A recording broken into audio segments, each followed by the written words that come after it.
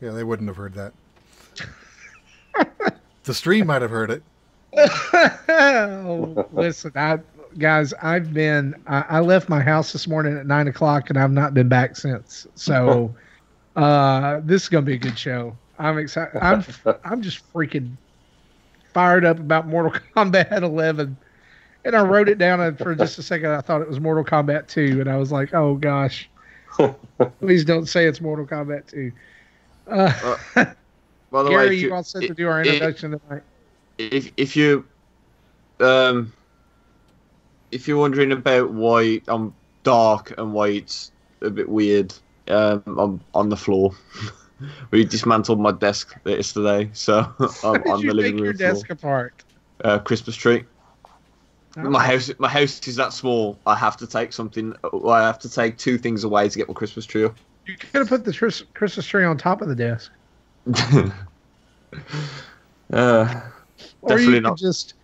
You or your wife could, dress as a Christmas tree and stand in the corner. Oh, right, let's do this thing. Uh-oh. What's the matter? Somebody held up a sign at the Game Awards that said "Wrap it up." Wow. Jason Schreier just posted it. It's on a teleprompter. Yeah. It's on a teleprompter. It says "Wrap it up," just in red background with yellow letters. Sounds like a gift to me. That means the presenters are ad-libbing too long. Or the winners ad-libbing too long. Oh, Jesse. Hmm? They just announced something Persona related. Yeah. Did they do a Q2 announcement? I don't know. It's a top hat, and it says "Take Your Heart." That's Persona 5. On a red background. What about it? Smash Brothers. That's it. That's all it showed. Well, that doesn't tell me anything. Jesse, Persona's in Smash. Yep, Smash Brothers. Oh, cool. What? Is Joker in Smash? Joker, it looks like Joker's in Smash. Matthew, Joker's in Smash. Is he really? Not Batman Joker, Persona 5 Joker. Really? Yeah, he seemed more excited about that. Did you hear that? It starts out, it says "Take Your Heart," and then it shows two fingers like this holding a ballot, a Smash ballot, a Smash envelope. Can I just say something? You just did. This guy got it before freaking Waluigi. Give me a break. Yeah, but Waluigi hasn't had his own game. What has this guy ever done? He beat God. Had a game. No. Challenger Pack 1 for Smash Brothers Ultimate is Joker from Persona 5. Are we watching? I'm not impressed. Are we watching this part before we go live? Reggie in the house with that Ridley top on. Reggie. I still have like the last hour and a half of the show to watch. Reggie needs to come out and save this. So did they announce the game of the year then? No. The show's still going on. Yeah, okay. Oh, that's one DLC character that sucks. Anyway, I think he'll disagree with you. He seems excited. Are you excited about Joker or not really? Everybody is now. He says he doesn't know. There's no Persona games on Nintendo hardware. Persona Q. What is that? Really? It was Really? What is that? It's an Etrian Odyssey cross Persona game that had characters from Persona 3 and 4. Q2 is coming out early next year, which will have Persona 5 characters in it. And it's going to be on 3DS. Yes. Oh, are they announcing? And so they're going to put a game. They're going to put a character in Smash on the Switch because there's a game coming out for 3DS. Oh my God, Nintendo. This Persona, even though it had a horrible English localization, is probably the best-selling Persona they've ever had. So we are streaming, in case you guys didn't know. We've been streaming. We've been streaming 5 minutes. Well, let it stream, guy. I want to let something stream right now. Lord have mercy. This is giving me smash diarrhea. Lord have mercy. Oh. So that like ruined my day. Is Joker I was totally convinced. I knew that they were going to announce a Smash DLC tonight. I knew it. And then they go, ugh. So is Joker a sword fighting character? Probably. Yeah, it looks like it. I don't know. What kind of a fighter is that? What does he do? Okay, Jesse, look. I'm gonna try to approach this with an open mind before we go on air. All right? Sell me on this. Sell me on this guy. Why should he be in Smash? Why is he awesome? See, I don't even remember what his type of primary weapon was. It probably is a sword. But the entire cast of the Persona games, each character has a different sword type or weapon type, and they all also have a gun weapon as a backup weapon, which was new to 5. Previous games didn't do this. So what is the premise of these games? That's a good. Usually, it starts off just with a bunch of kids who kind of are like mad at adults for something, and they find out that there's adult corruption. Like the first boss you'll see is like the gym teacher who's sexual harassing the ladies and physically harassing his volleyball team, and so you change his heart, and he confesses to his crimes and leaves the school, and then this leads to a bigger chain of events that you're changing. You go up, you're finding more adult corruption in higher places, eventually leading into like government changing people. So that's kind of Persona 5 in a. So basically, it's just anime Scooby-Doo? Yeah, you could say that.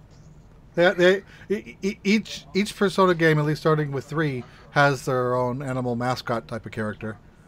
What is Koromaru in 3, Teddy in 4, and Mona, I don't remember her other name, in 5.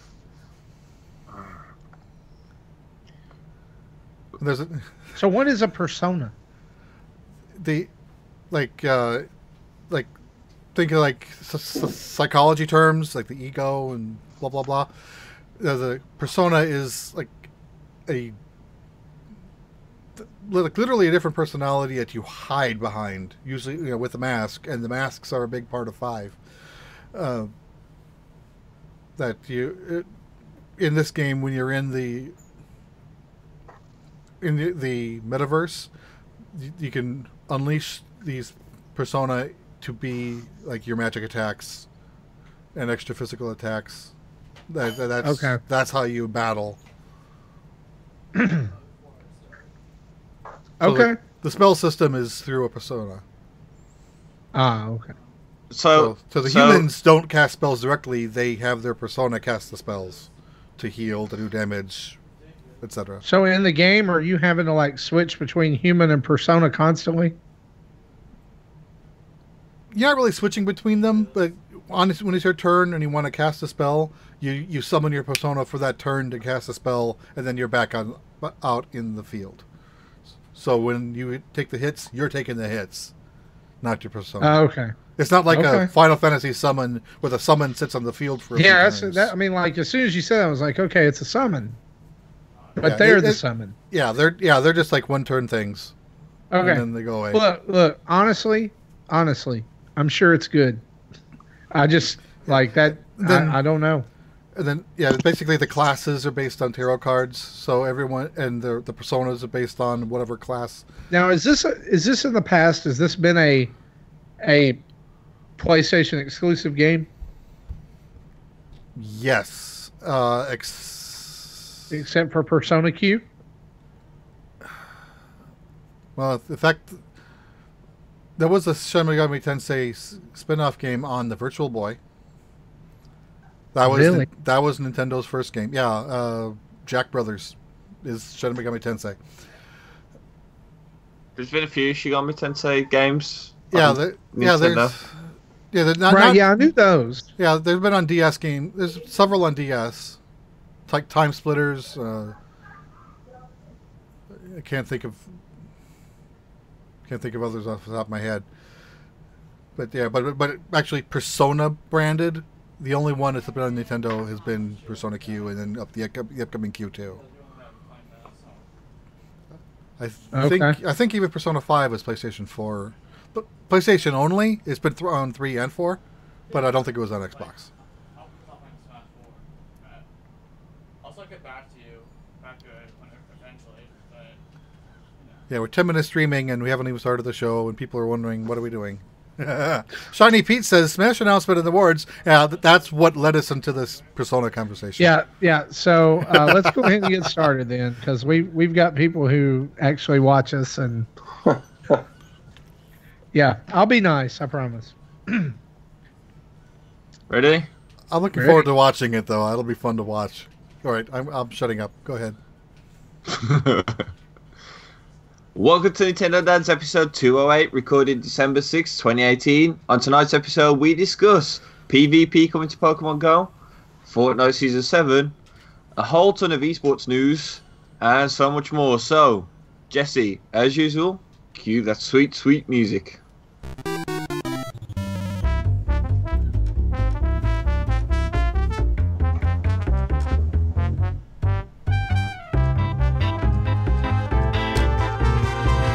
Hello, everybody, and happy Smash Day to each and every one of you listening to the show on Friday, December 7th. My name is Marty Esses, and yes, you are back for episode 208 of the Nintendo Dads podcast.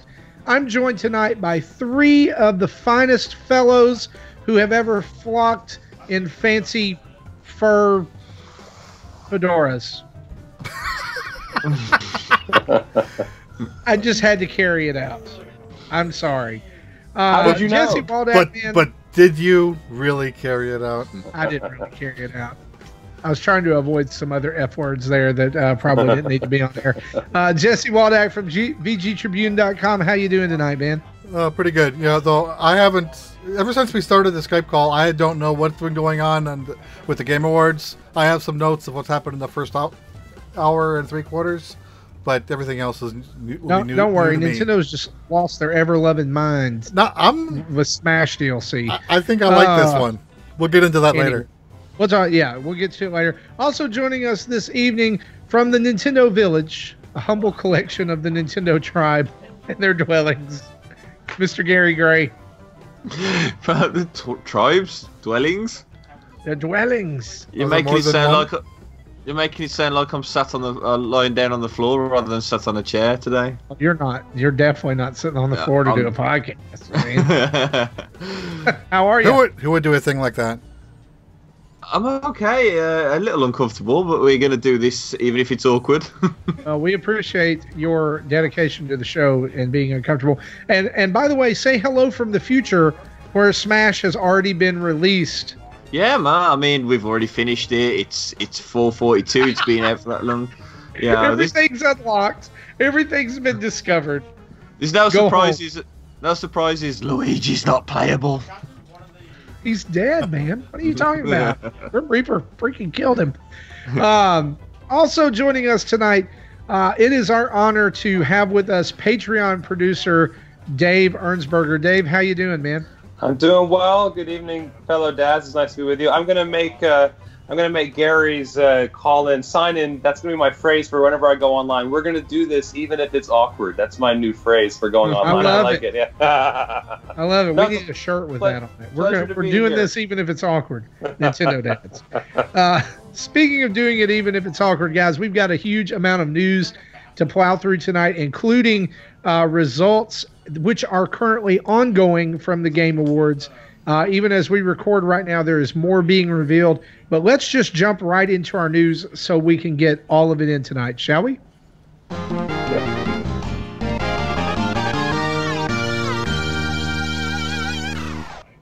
And our news is brought to us by Dave and his fellow patrons over at patreon.com/Nintendo Dads, where for as little as $1 a month, or if you want to be like Dave and jump in at the producer role, you can do that too. You will get access to all kinds of Nintendo Dads goodies. And speaking of goodies, Gary, what's going on tonight right after we record this episode? Oh, well, it depends how late we finish. Well, what's supposed to go on tonight after we finish this episode? We should be recording the last Retro Rewind for the year. Yeah. So that will be Super Castlevania 4, which Castlevania some 4. of our fans just asked us for and asked about the status of the other day. Guys, listen. Full disclosure here. Let's just be absolutely transparent. We've dropped the ball on this episode of Retro Rewind. We have absolutely dropped the ball. There is nothing that we can say or do that would make up for that. But here's what we can tell you. Gary and others are in the process right now of currently revamping, reworking, and redoing Retro Rewind. So much so that it may even be named something different when it returns next year. But it will be returning, and it will be something that you will want to see. And it's not just going to be limited to a podcast. It's going to be video related. There's going to be lots of cool things. Gary's got some great ideas with that, and I'm so thankful he's kind of taking the lead on it. But we want to get this last old style, if you will, Retro Rewind cranked out so that you guys can be a part of it. And I'm going to be on it. You're going to hear from others. This is my favorite Castlevania game. So I do have a lot to say about it.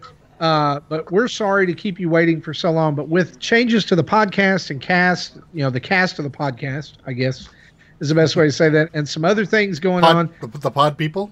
The pod people, yeah. Changes to our pod people. We just, it fell apart, and we're sorry. And you know what? We take the blame, and we're sorry for that. And we will definitely be getting this Retro Rewind out to you before January 1st.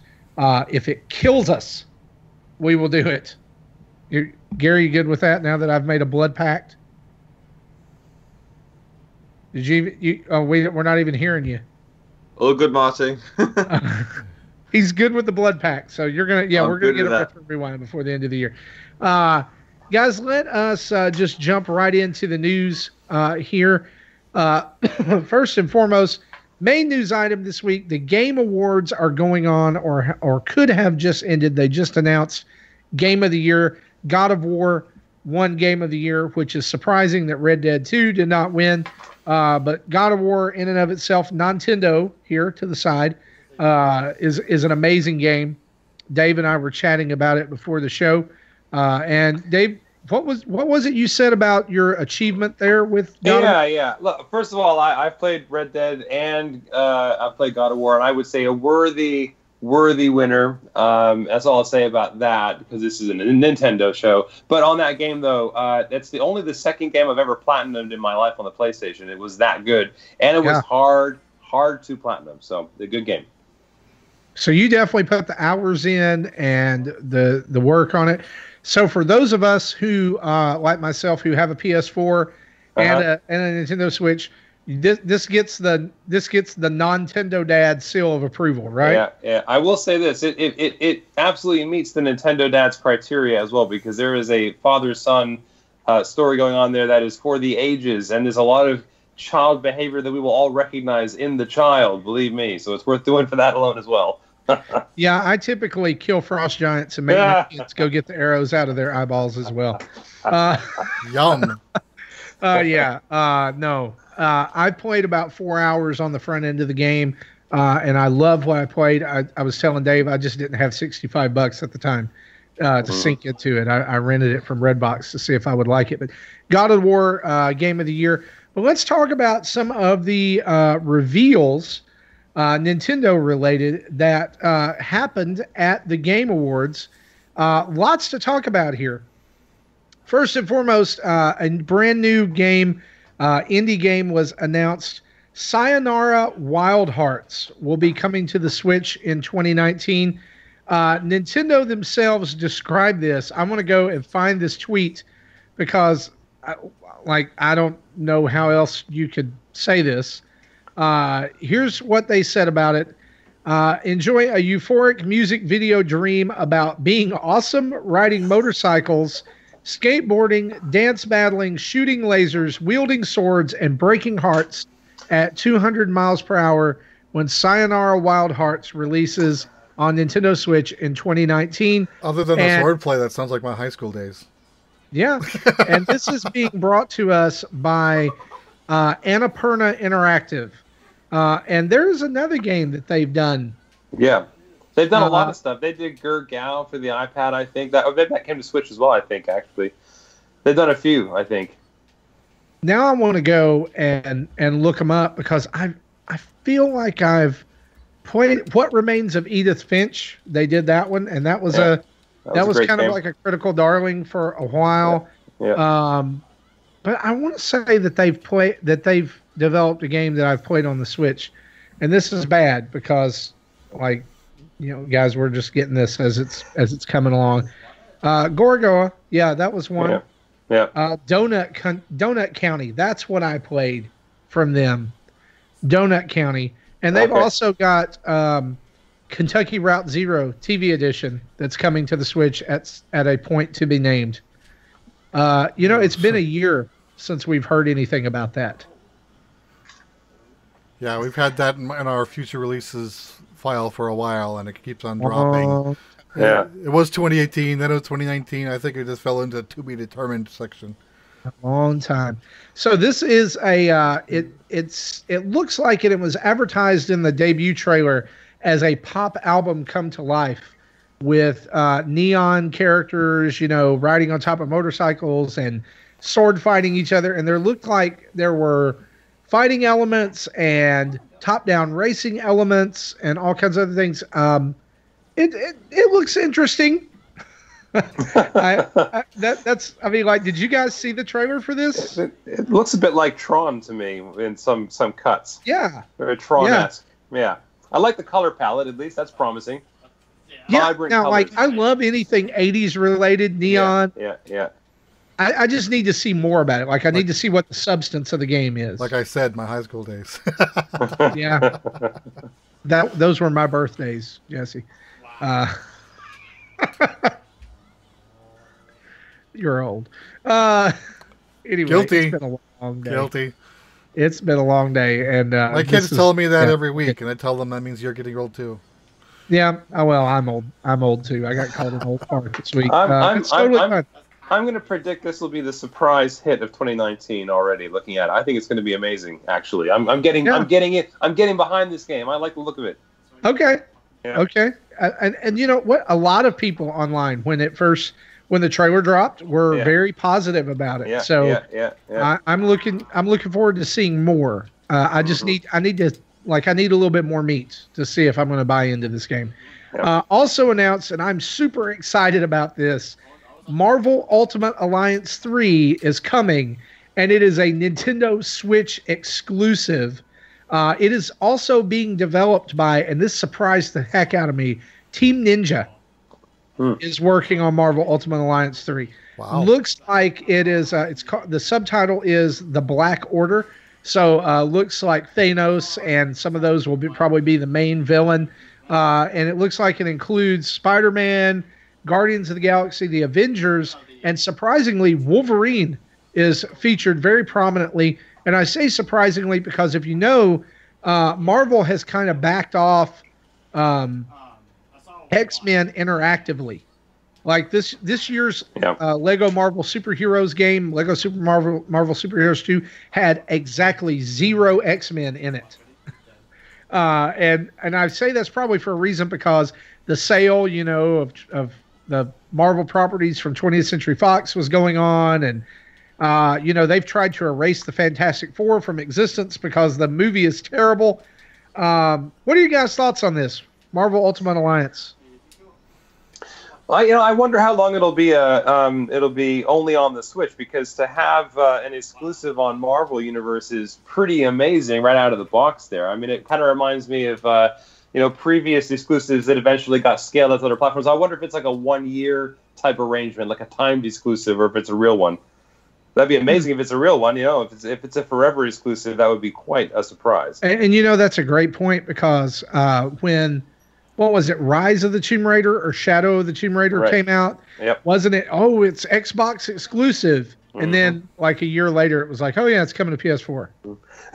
Although it is exclusive. It says it's being published by Nintendo, so I guess that kind of means it probably has to stay exclusive, right? I can't think of any games published by Nintendo that ever went to another platform. No, not recently. Not recently. Right. That's Gary, one way to keep did you it ever play exclusive. any of the Marvel Ultimate Alliance games? Gary is out. No, you cut out a little bit then. I didn't. No, I'm sorry. Did you ever play any of the Ultimate Alliance games? No, I'm actually not a Marvel or DC fan. I'm not into the comic books or superheroes or anything like that. So I betray the geek culture completely. Well, I won't tell you how good Into the Spider-Verse is then. Oh, you've seen it. I've already seen it. And it's good. It's good. Okay. That's all I'll say. I won't spoil anything. Jesse and I, there are things that Jesse likes that I don't like at all, but I trust his recommendation on superhero movies and Transformers. And so I like... And Persona characters?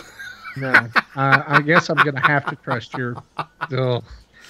Also announced for the Switch, it was actually... The trailer that was shown was for PS4, but later on the official Twitter account tweeted out it's coming to the Switch too. Crash Team Racing is getting a remaster for modern day consoles. Did anybody here play Crash Team Racing the first time? I did. You did? Okay, so a game you did play. Awesome. Why does this game need to get re-released? It doesn't.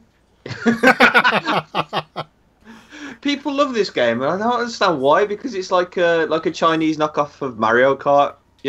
It's like something that your mom comes home and says, "Oh, this was what you wanted, wasn't it?" And you look at her and say, "Mom, do you even know who I am?" I got you that game you wanted. That racing game you've been asking for. Yeah. That's exactly what it is. I don't really understand. To be completely honest with you, I don't really understand the love for Crash Bandicoot in general. After playing the Insane Trilogy, I don't either. No, and it's a mess. And the kart game, in my opinion, was even worse. I just don't know. Not only did they announce this at the Game of the Awards, but Crash Bandicoot himself showed up. I'm watching that now. Literally, that was amusing. Yes. Yeah. At this point, Keeley asked how to open the box, and he said, "Just spin really fast." I think that if at this point the only reason it exists is because Crash is a meme, like it's meme culture. Also, anyway. The Crash Bandicoot that came to the Game Awards has the worst ever attempt to hide somebody's face inside a mascot suit that I've seen in my life. It's just the guy's head popping out. That's the same mascot suit they used in the actual commercials in the 90s. Yeah. So, I think the most famous or infamous one is he's standing outside Nintendo's headquarters in Seattle with a megaphone. Yeah. Come on, plumber boy, come on out and see what you got. Yeah, Crash in the commercials was a little surly. Mm-hmm. He was not a nice guy to hang out. Also coming to the Switch, announced a multi-platform, but we're just talking about it for the Switch.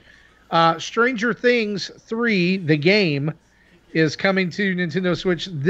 When I saw this, my first thought was, this looks like Zombies Ate My Neighbors. It looks like that kind of 16 bits, top-down-ish, tilted perspective.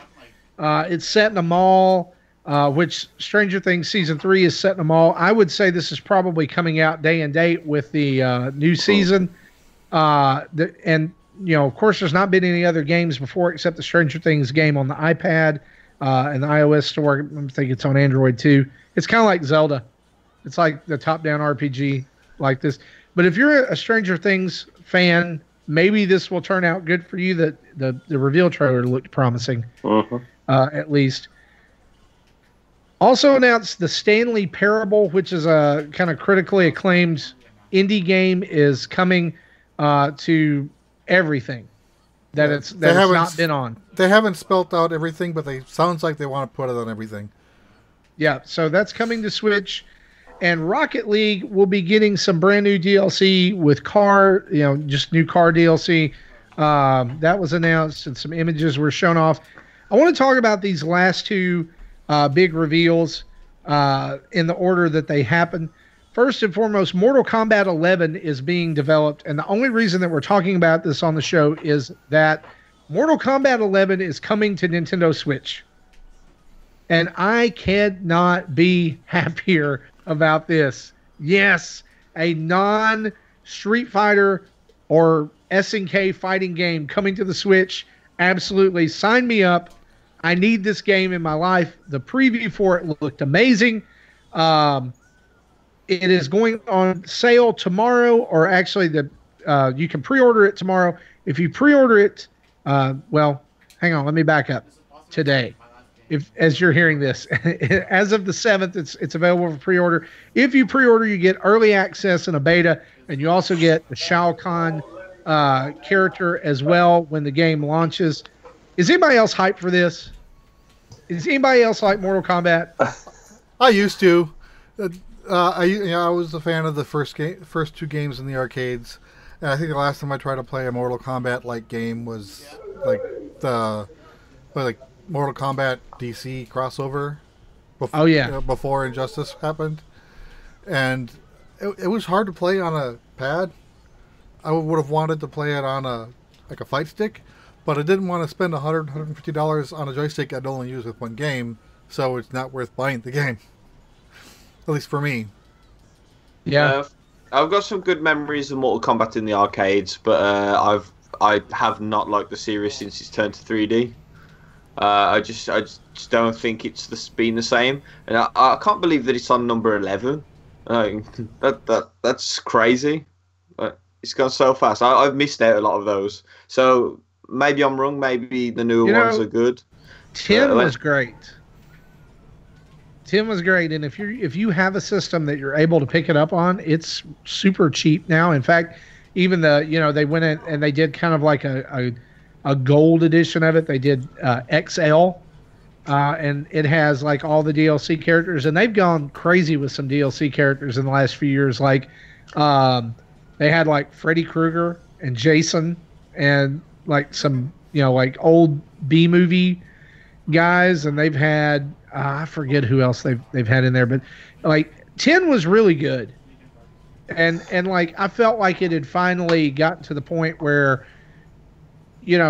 like I thought 3 took it off the rails back in the day because that's where they started doing all those like insane multi-button combos and things that you could do, whereas the combos in 1 and 2 were just more organic. That's when I lost interest. The combos weren't planned combos; they just happened to be moves that you can do to keep them juggling in the air. Yeah, Reptile was great at that. By the way, it made sense.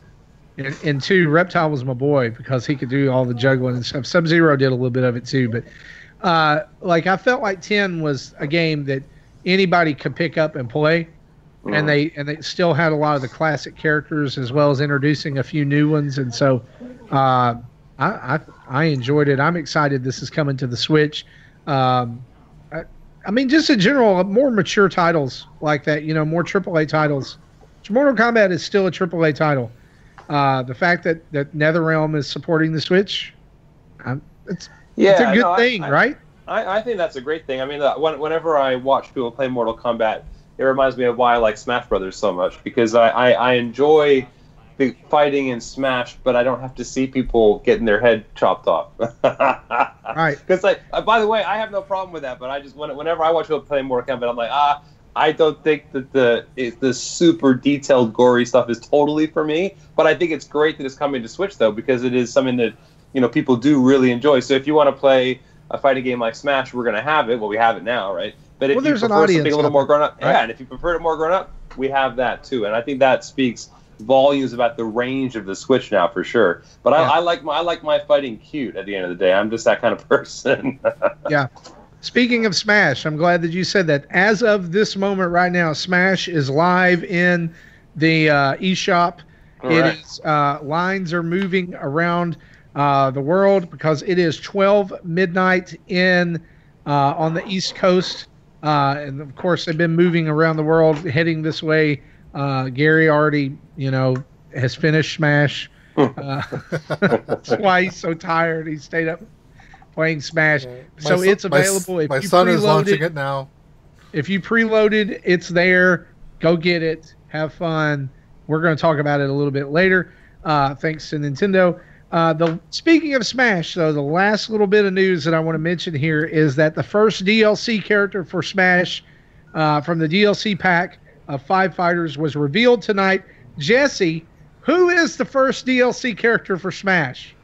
The first DLC is Joker. I told my son about that, and the first thing he thought of was Batman. I'm like, no, not that one. This is Joker from Persona 5. It's the main antagonist. The character. And I haven't seen what it looks like yet because I've been show prepping, but I'm interested in seeing what that trailer looks like. And I asked my son, and he goes, I don't know. I'm sure he'll try it.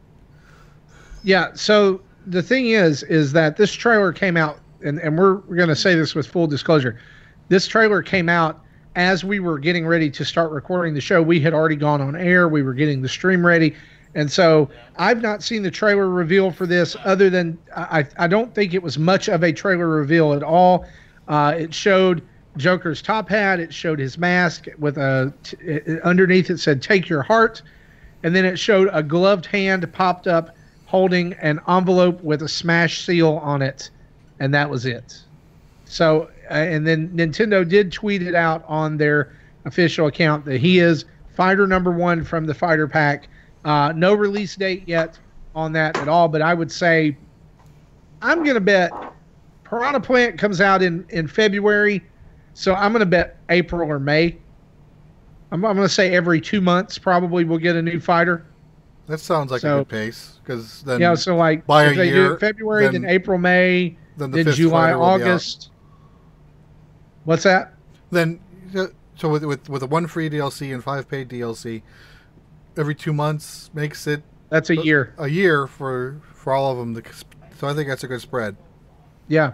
So just for a refresher here, that means that Smash is now going to get a Persona 5 character, a Persona 5 stage, and Persona 5 music or music from the Persona series. The music is good. So I have soundtracks for 3, 4, and 5 in my iTunes I just library. wonder if this means that Switch is going to get other Persona games. I would like that. I'm not sure if I'd want to double dip because I've already played these games. I played 4 twice, and they're all 100-hour games. And again, I still haven't gotten around to playing Octopath. I mean, are we going to complain at this point? I mean, just thinking about this, are we going to complain at this point of the Switch getting recognizable third-party games? Probably not. Oh no, definitely not. Yeah, I'm sure people will love it. I don't know if I'm going to double dip, but because I think it's those are time sinks. Yeah. Yeah. I think it's good. There's going to be a lot of people who haven't played those games who stayed true to their Nintendo consoles, though. So I think there's going to be an audience for that for sure. Oh, I mean, looking at the Joker character, it has a strong Bayonetta fighting vibe about it. So that could be a pretty interesting addition, I think. Because but some people say Bayonetta is very OP, right? But I think that the moveset looks pretty similar. It looks pretty good. So, in Persona 5 has been in development for so long. It came out last year, I believe, in 2017. Mm-hmm. But it was originally supposed to be slotted for 2015. So I had called Persona 5 my most anticipated game of the following year during our 2014 awards and our 2015 awards. And then we finally got it in 2017. So, and then if you guys remember the Persona Q games, Persona Q on the 3DS is like a Persona meets Etrian Odyssey that had characters from Persona 3 and 4. Then there's Q2 coming that'll have characters from 5. So Joker is having is showing up on other Nintendo games other than just Smash. Good deal. And that is pretty much all of the news from the Game Awards. I do want to say, though, that a couple of notable winners from tonight. Overcooked 2 stole Best Family Game from a host of other Nintendo titles, like Super Mario Party, which is my game of the year for families, and also Mario Tennis Aces, as well as a couple others. Celeste won games for Impact, as well as, I believe, Indie Game of the Year. Best Indie Game. Best Indie Game. Fortnite won Best Ongoing Game. And I don't think Nintendo did much else. Dead Cells won Best Action Game. Octopath lost out to Monster Hunter World. Right. And then these are multi-platform, but they do have a Switch presence. Best debut indie game is The Messenger. Best fighting game is Dragon Ball FighterZ. And best strategy game is Into the Breach. Yeah. So, I mean, there were some winners. It's just that we did not see a Nintendo first party winner. Yeah, and it was a quiet year for Nintendo this year, right? So it kind of makes sense. Yeah, but I don't think. Go ahead. That was you, Gary. Oh, I didn't say anything then? Oh, yeah. Yeah, I thought you were saying something too. That's okay. I think that Nintendo is going to take the ebb of this year and make it the flow of next year. Yeah, I think so. And I think some of the announcements that did come out are leading indicators of that, right? With the conversation we just had around Persona and some of the stuff that's coming out. Is it worth noting that they didn't say anything about Metroid Prime 4, which we were talking about before? Yeah. There was a lot of teasing about that, but it didn't happen in the end, right? Yeah, the rumor mill was churning pretty hard, wasn't it? Yeah. Seems like it. Okay, so I've got a question to ask you guys, right? I don't think Metroid Prime 4 is going to be shown till E3. I truly believe that. Okay. But, was there really ever a chance of Metroid Trilogy HD being shown?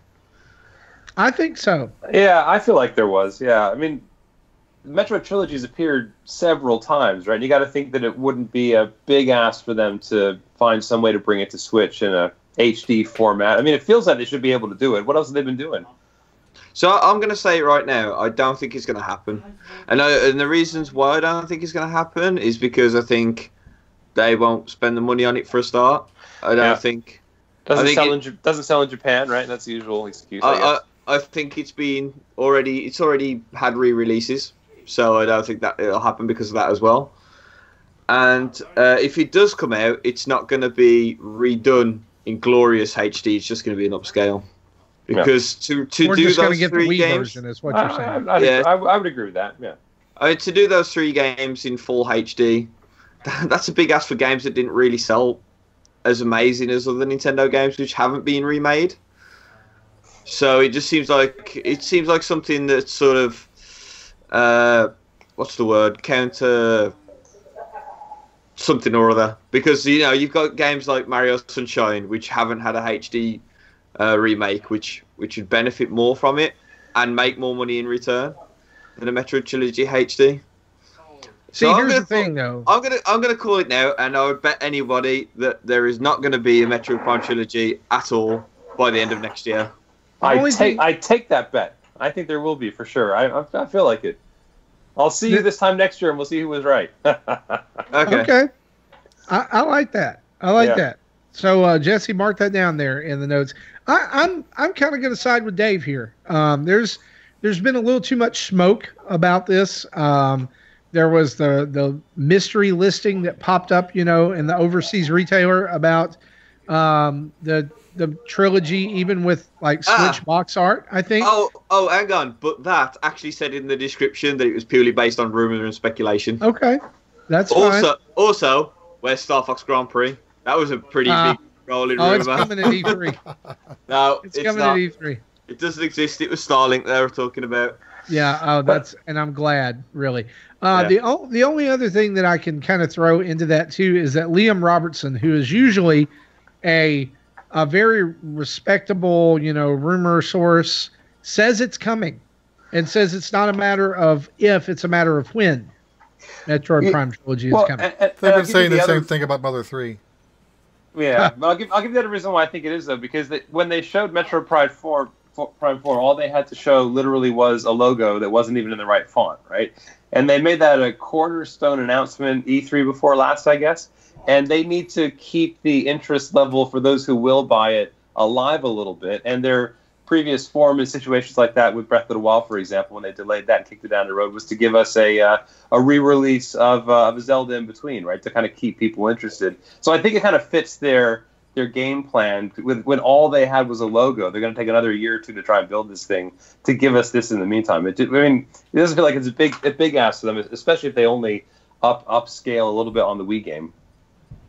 Yeah, it reminds me of Wind Waker, in some ways. And I mean, I could see the upscale coming out next year if they do, because I mean, everybody knows Metroid Prime 4 is not going to come out till 2020. Yeah, for sure, I agree with that. Yeah, yeah, it's going to spend multiple years in development limbo. They're mainly because they've waited so long. At this point, they've got to get it right. Yeah, and I think they want to make it spectacularly different to what people were expecting as well, which takes a little bit of time, and maybe they want to read the reaction if they re-release the Prime trilogy to get a fresher perspective from the youth. Yeah, if they do that now, yeah, which I really do expect, within the first couple of months of the year, we'll get a Nintendo Direct at some point. Even if just to update us on games that we haven't heard about in a while. Mm-hmm. Now that we're past Smash, Animal Crossing, Yoshi's Crafted World, different things like that. That would be a perfect time to drop a Metroid Prime trilogy after another teaser trailer for Metroid Prime 4, with more to be revealed at E3 directly after that. Yep.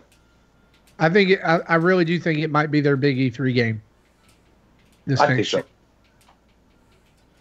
And we'll see if we're right. All right, so let's move on to some other news here. Well, before we do, I wanted to backtrack to the Persona 5 and Smash. I wanted to mention this. Someone sent a tweet. It says, "Not even Persona 5 will get Laffer to play Smash Brothers, or will it?" Again, I probably will try it, but I'm not going to buy it. I still don't think I'll buy the game for myself. I mean, your son has a copy, right? Yeah, I can play my son's copy. Yeah, it's just right in the house. I think you'll play it. You might actually like it. It might happen. I just looked at that. I'm not sure if you can see this well on the camera, but there's Persona characters throwing money around. Oh yeah, well, it's going to make Nintendo a lot of money. That's for sure. If the online reactions are any indication, it's going to make Nintendo a lot of money. Trainer battles are coming to Pokemon Go this month. And basically what that means is that PvP is coming to Pokemon Go, which is a extremely long-awaited feature, allowing you to battle other trainers out in the field as you encounter people. However, according to the Pokemon Go blog, which I'm just going to read from, here's what the details are about the trainer battles. Beginning this month, trainer battles will allow you to challenge a friend or other trainer at any time. Challenge another trainer using a battle code, assemble a team of 3 Pokemon, and see who comes out on top. When trainer battles are completed, both participants will receive great rewards, including a chance at rare evolution items. In order to ensure an even playing field, trainers must compete in the same trainer battle league, which determines the CP limit for participating Pokemon. Strength alone will not ensure victory. Whether you're battling with a Caterpie, a Mewtwo, the cleverer and more strategic trainer will have an advantage. Man. Battles are fast-paced in real time, so don't expect to wait your turn. Your selected team of Pokemon will be able to execute both their fast attack and charged attack moves. In preparation for battle, you'll even be able to use Stardust and Candy to unlock a bonus charged attack for your Pokemon. Timing is important. If you use your head and keep an eye on your opponent's moves, you may be able to deploy a Protect Shield to save your Pokemon from critical damage, but you only have a limited number of these shields before your Pokemon will be left defenseless. While trainers will usually have the ability have to be nearby in order to initiate a trainer battle, Ultra Friends and Best Friends can challenge each other from any distance, so near or far, you can battle with your closest friends. That's pretty cool. I'm excited about this. This means the last 2.5 years of wandering the streets, building an army of 540 Pokemon has been worthwhile. My gosh, I've been waiting for this moment to come for years. So I'm excited. And the long distance fighting is excellent because there's nothing more annoying than having to get close to somebody to do the swap right now. I mean, who has the time to do that? But if you can do it over a long distance thing, that's great. With your best friends, that's great. That's cool. It also says team leaders Spark, Candela, and Blanche are eager to test your bravery. You can earn rewards once per day when training with the team leader, including Stardust to help power up your Pokemon, and you can work toward earning an Ace Trainer Medal. Yep. So really cool. Guys, this actually means that it's going to be kind of a real game now. Yeah. Well, I think it's been getting better and better for the last year. I mean, I don't know how much you guys play, but they have the research challenges now, the special research, the field research. I mean, those are all genuine gamified elements of what was really just a collectathon in the beginning, right? Sure. But I think what they've done with it has been great, actually. Yeah, making it a real game. It looks like I'm not as sour on it as I used to be. Yeah. Yeah. When you read the thing about evolution items, I have a list here of there's like 22 Pokemon, with counting Eevee twice, I think it's 23 evolutions of these are previous gen Pokemon that have new evolutions in Gen 4 that all require a Sinnoh Stone, and that which is like right now I think they gave away 2 for free as part of like the weekly challenges, and they stopped doing that, and you'll be able to get Sinnoh Stones through these PvP. Yeah. Yeah, and it sounds like they're thinking about the fighting mechanic a little bit too, from what you read there, because the fighting mechanic's always been a little bit dire. But if they're adding a little more nuance and real twitch requirements to fight in the game better, that would be an improvement too. And if I remember right, once you unlock a second charged move for your Pokemon, that is not limited to PvP use. You can use it in gym battles and raids as well. Yeah, that's great. I think this is good. Yeah. For and me, really, it's just going to mean more users, right? Yeah. Yeah, for me, I think that the weakest part of Pokemon Go has always been the battling. So even though this is a really cool feature, I'm kind of worried that it's just going to suck. Well, if it's just like, tap the screen as fast as you can and try and dodge every now and again, that is going to be pretty rubbish. But there was something in there about you can make special shields if you play it the right way, and so there's a little bit more going on than the tap that goes into the gym stuff right now. I think it sounds like, but yeah, the fighting right now is definitely the weakest part of the game. Yeah, hopefully they nail it with the the extra features and the shields and the extra move. Yeah. But even though the CP is sort of limited into what league you got, I kind of hope that you still don't get the super overpoweredness of just being a few points over. Yeah. So it's going to be interesting to see. It's going to be interesting to see if it's actually a solid model when it comes out. I still see a lot of people playing this on the streets when I'm walking around. It's not like when it was at its peak, obviously, but there's still an army out there of folks doing this stuff. Right here, give me about 6 seconds again. All right. You're now known as Dave from the streets.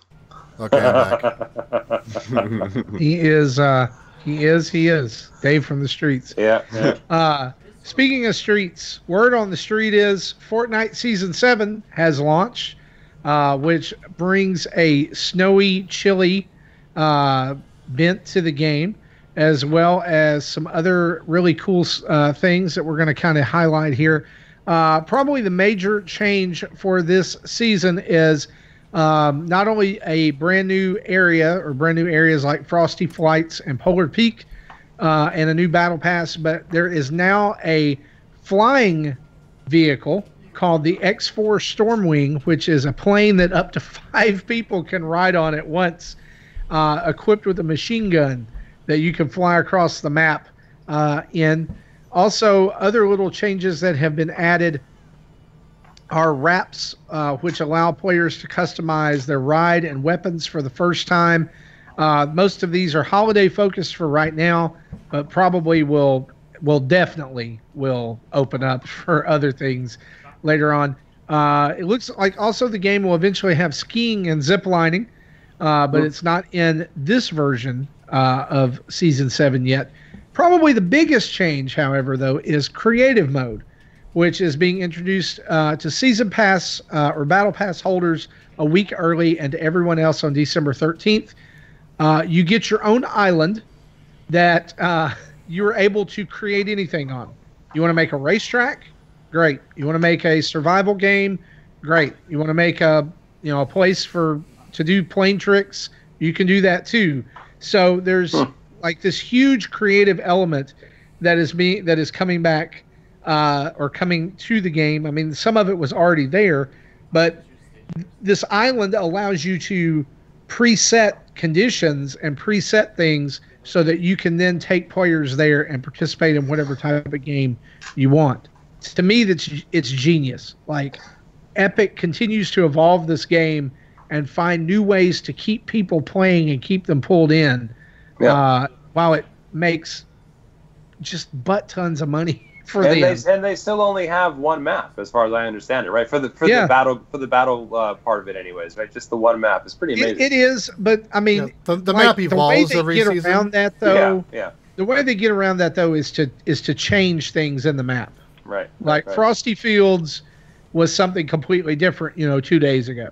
Yeah. Happy Hamlet didn't exist 2 days ago. So they're evolving and changing this map in sometimes dramatic ways. All I know is my 14-year-old started playing Fortnite about a year and a half ago, and I haven't seen him since. So he's it's working for somebody, that's for sure. Yeah. Him and I was just talking to a friend of mine not long ago this week, and we were talking about Fortnite and their kids playing, and I reminded them in May of this year, Fortnite made Epic $300 million in 1 month. Yeah. It's not going anywhere. It is single-handedly, I think, right now, the number one video game being influenced by culture and influencing culture at the same time. And I don't know that Epic even knew what this was going to be like when they released it, but they have successfully rode the wave. Yeah.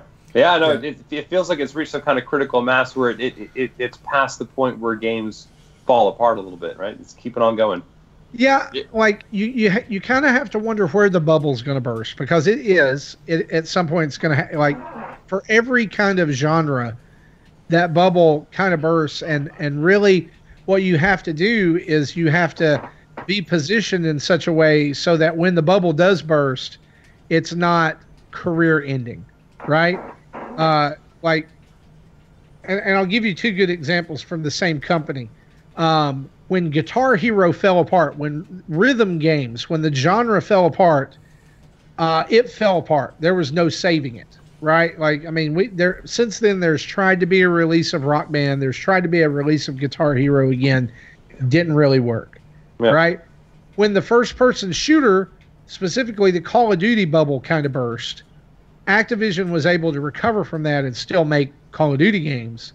They just had to change the way they did it. And some people will argue that they didn't change it all that much. But I think people still, are just kind of buying derivative whatever they are. But they were able to navigate that. They continue to seem to make it worse every year now. Yeah. Like, they're still continuing to navigate. Now, is that bubble going to completely burst? Probably not, because Rock Band and Guitar Hero kind of had the market cornered on rhythm games, besides DJ Hero, which was always my favorite. I don't know why. I just loved it. I was good at it. But, you have a much wider swath of first-person shooters, right? You've got Doom, you've got Call of Duty, you've got Battlefield, you've Splatoon.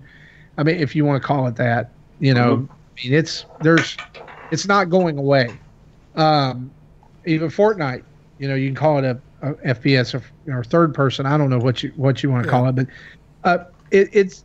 I think that the question is not if the Fortnite bubble bursts. It's going to be when, and what is Epic going to do after that, or is it still going to be sustainable? Is it still going to be maintainable past?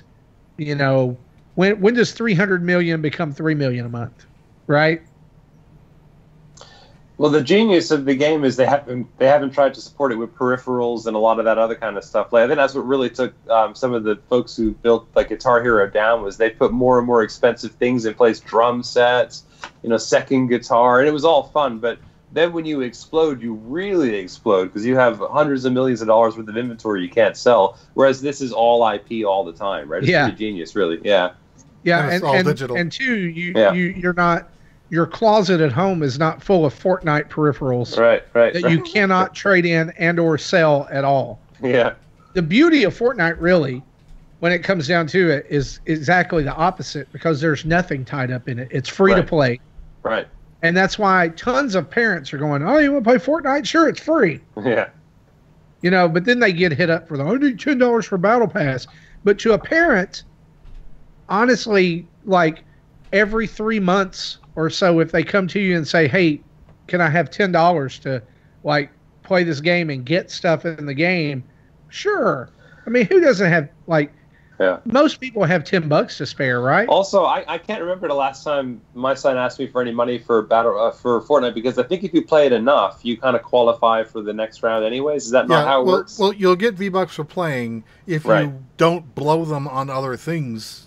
You can earn enough to pretty much buy the next pass. I think that's what he's been doing. Yeah, pretty much, as far as I can tell. Well, and the thing too is, if you're good enough or you play enough and you level up, you're going to get those skins and you're going to get those emotes and things that people want.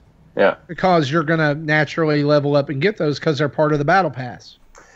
I always hope my son would grow up and start earning money one day. I just didn't realize it was going to be V-Bucks.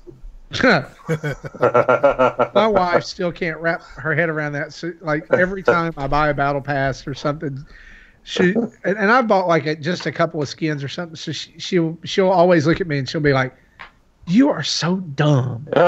You are so dumb." And I'm like, "Why?" And she's like, "Well, you're spending real money to get fake money to buy something." Yeah. And she just she can't wrap her head around it. And I was like, but I don't know. Like, I only do it like every 3 months. Yeah. Some people don't know you got to look good, man. That's what it is. Yeah, you got to have the Skull Trooper, man. You got to have the DJ Llama with the dog backpack, and you got to do that. Let's move on before we make ourselves. Like, I'm sure that, like, if I tried to talk about this with some of the, like, teenagers around me in my life, they'd just be like, oh, my God. They rag me all the time, too, because, like, my favorite skin in the game is called the Burger Boss skin, and I had to buy it when I saw it because it's literally a guy with a giant hamburger for a head. Nice. I'm sure it makes you a great sniper target, but I love it. And, like, we have an Xbox in our student room at church, and it's signed into my Xbox account because that's where we first played Fortnite. That's my Nintendo Switch account too. So I'll play it on my Switch, and I'll be like, "Who changed my skin? Why am I not the hamburger anymore?" And then I'll be like, "Oh, yeah." But this is why I think Fortnite will get to season 17 before it starts to flag, because you think about the skins, but also the dancing. I mean, the dances are all over the country, right? People doing them but they're constantly thinking about ways to keep people excited by the stuff that are pretty original. Oh yeah, I mean, I completely agree, and like I said, I think that's what's so unique about it, is that it's being fed by culture. But it's also feeding the culture. I would say Fortnite is the Simpsons of the video game industry. Run and run and run and run. That's a great way of looking at it. Because it just keeps recreating itself all the time. Yeah. I think that's perfect. Let's talk about a little bit of Nintendo esports as well. Just a couple of quick events that are coming up over the next few weeks. Actually, starting today, not to be outdone by Smash Brothers, ARMS Party Clash, or Party Bash with a B, is starting. I guess that's a little too close to Smash and Clash. This one is going to be Springman versus Springtron, and it's going to last all weekend. You'll be able to go in and play with the the 5 people left who are playing ARMS online. I don't know. Like I like the Party Crash thing. I may even hop in there if I get Smash fatigue. But that starts today. Starting next weekend on Friday and running Friday to Saturday, Splatoon 2 will host a Smash-themed Splatfest with colors red versus purple, kind of like they did with Autobots versus Decepticons back in Splatoon 1. This is going to be Team Heroes versus Team Villains. Would you rather be on a team with Mario and Kid Icarus and Mega Man and blah, blah, blah? Or would you like to be on the team with Ridley and Ganondorf and King K. Rool and all those guys? And Waluigi's on neither. Yeah, Waluigi's on neither because everyone hates him and he'll never get a DLC character because they'll let some stupid anime character in there before they let him in. Anyway. Have you seen the Fire Emblem roster? Unfortunately, yes. Jesse, don't make me start on you this week, Jesse. Anyway, this goes live on December 14th so that all of us can get a little break from Smash and play Splatfest. Also, the big Splatfest worldwide is coming up January 4th, the 4th Frozen Splatfest. And that is going to be another 2-day Splatfest like they ran just a few weeks ago or a month ago for Halloween. The Spooky Splatfest, there's going to be, they're going to change everything. It's going to be snowy and gingerbread and all kinds of crazy stuff. You can go online, find out all about that. I'm looking forward to these 2 Splatfests. Splatoon 2 still got a lot of life in it, but this week, the last update for it dropped as well. I believe it's 4.2.3, or maybe it's 4.3.2. It's the last new content update for Splatoon 2. So hopefully that means they're working on something else. Right? You guys playing Pokemon Go still? Pokemon Let's Go? Yeah. Pokemon Let's Go Pikmin. I'm stuck on the 4th gym. I can't get past it. I don't know why. Yeah, I don't know what's wrong with me. Right there as well. Junichi Masuda, the Pokemon guy, reiterated this week that Pokemon Let's Go titles are core Pokemon titles, not side Pokemon titles. They're not your side chick. No, they're core. They're core chick Pokemon titles. And he also reminded players that future titles can and will work with Pokemon Go. I hope this means that we see the catch mechanic from Pokemon Let's Go move over to the mainline games. Mm-hmm. Yeah, I agree. Yeah. Like I'm talking about Pokemon on the world map. Yeah.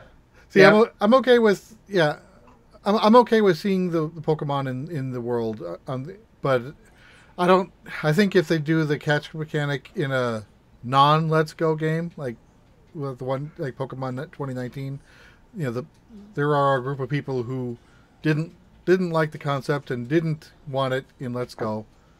They're not going to want it in 2019. They're going to want that to go back to its original form. And I can see that, but I still think we should keep the overworld stuff. You would have thought you would have thought they'd have the option to have it both ways, where you could have the original style where they don't show up, and then you could have new style where they do that in other games, right? You choose your level of difficulty if you like.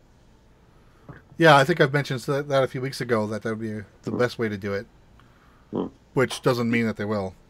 Do you think that, Jesse, if they kept the Pokemon on the overworld and kept the catch style, but you had to battle them and wear them down before you went into the catch, do you think that would appease people? I think that would, though. If they do it Let's Go style, like with the 3 birds and Snorlaxes, you don't have to whittle them down to low and if you accidentally knock them out, then you lose the catch. This is just still hit points down to 0, then you can catch it. So again, some people, aren't going to like that, but I think that's a good middle way to go. Because I always hated the fact that I accidentally hit one critical hit. I knock out Zapdos, and now I've got to reload my save state to try it again. Right. If I made one. I just think there's a way. I think there's a way to make a compromise there, right? Right. I like the I like the way that Let's Go plays. It's been the only Pokemon game that has held me past like the first couple of gyms, and I know I'm going to finish it. And I've never finished red, blue, yellow before, so like I'm super excited about it. And honestly, if they want to do Pokemon 2019 different, that's fine. I just hope they do a second round of Let's Go with the Gen 2. I don't see them not doing that in 2021. Right? Yeah, like if they wanted to remake all of the Pokemon games for the Switch, please.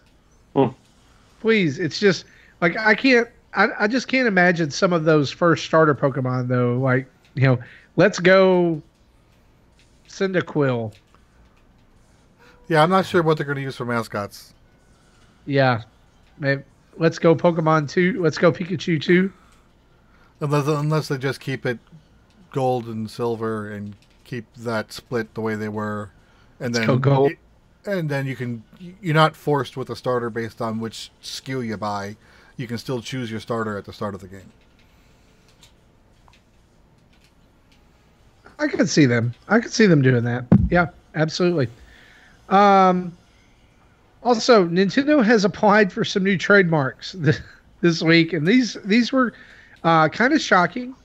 Maybe not so much on some of them, but let's talk about a couple of these.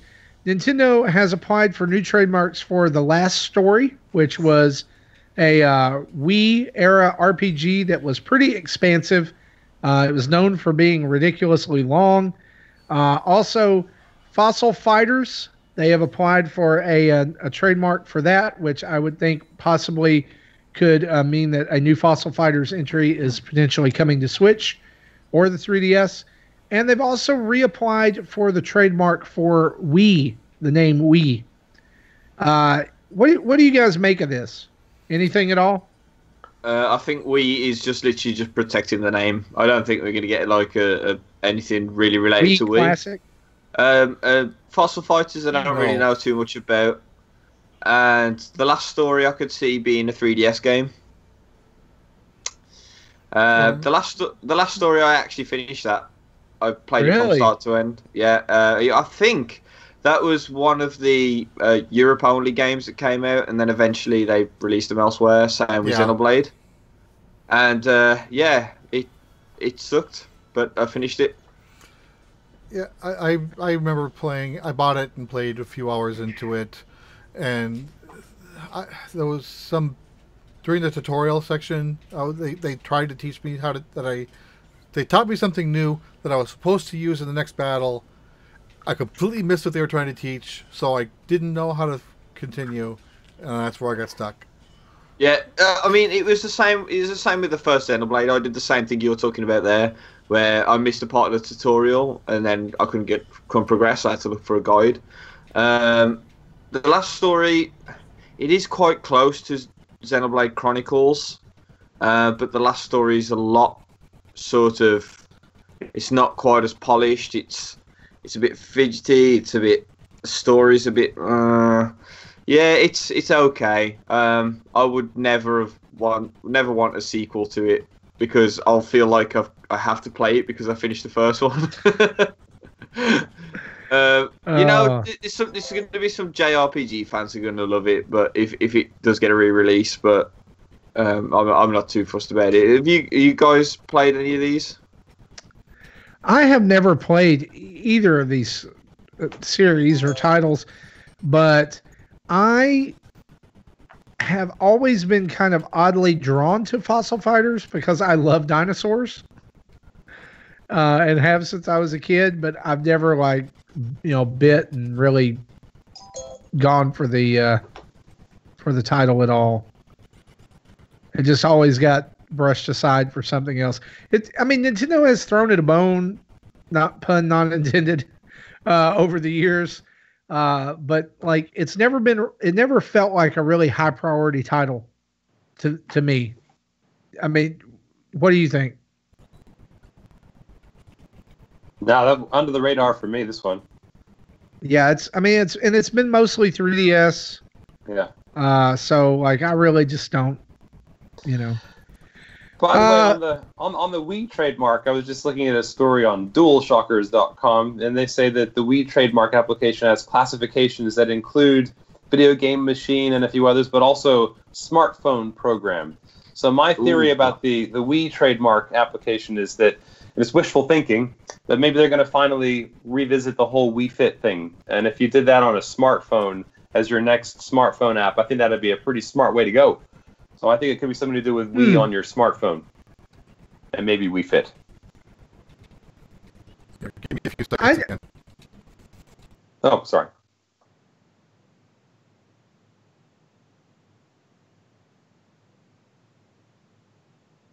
What is it that keeps happening? Is it me? No, it's me. Okay. So, Okay. See, I for some reason my mixer corrupts the audio. So I think the stream is fine for you guys, but when I talk, the stream hears what you hear, and I think if I close, I don't know if I close that app, if the stream loses your audio or not. We have to test that sometime, because if not, then I'll just do it in the background and no one else would know. Right.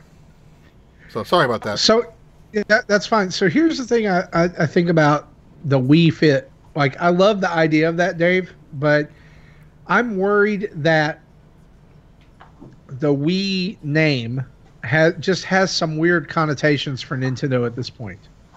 Well, I think for those of us who love video games, the Wii name sends a shiver down the spine. But I think there's a whole lapsed group of people who enjoyed the Wii for about a winter, who might be ready to go back and dip into a smartphone environment. I totally agree, by the way, that it's persona non grata for people who play games. And I don't necessarily mean it that way. I just think that I think that people in general would like for them to use that branding when the Switch is out and the Switch is the big push. It could be confusing. Oh yeah, you're right about that. And now there is a whole subset of people that Nintendo tapped into with the Wii that are not being tapped into right now because they've gone the route of a more dedicated console. The very casual gamer. Yeah. So in that, those are smartphone gamers. So you know, I think the idea for it to be an app is brilliant. Yeah. But calling it Wii Fit, I mean, like, I get why they called it Wii Fit back in that era. Yeah. But now, like, I kind of think maybe Nintendo's looking at it and going, maybe we should have called it something different. Yeah. Well, I think continue it on. I don't think we will ever see anything branded Wii on the Switch, because that'd be just blow your mind time, right? But I think maybe on smartphones, maybe it'll come across some, even if it's just bringing out a couple of the easy Wii games. I honestly, WarioWare, right? The Wii WarioWare on smartphone would be amazing. Yeah. A WarioWare game on smartphone, period. Yeah. Would be amazing. Yeah. Since it's influenced a lot of smartphone gaming as it stands. Let's move on to one more news item. We're going to cut a couple of things just so that we have some time here. One last news item. NES Online updates next week, December 12th, and brings us 3 new games. Of course, we know we'll get 4 because we know we'll get an SP version of something, or at least I hope so. I'm hoping it's like a Christmas gift type thing. I remember a few years ago, Nintendo dropped Duck Hunt on the Wii U Virtual Console on Christmas Day, and it felt like a Christmas gift from Nintendo. But games coming to us next week: Wario's Woods, Ninja Gaiden, and The Adventures of Lolo, which I believe has never been offered before on a Virtual Console at all. I believe that's right. Lolo, I remember playing when I was a kid, frustrated the crap out of me.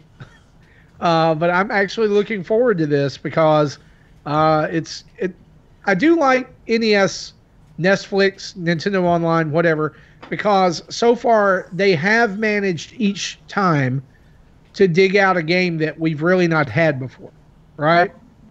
We had Yep. Super Dodgeball, Mighty Bomb Jack.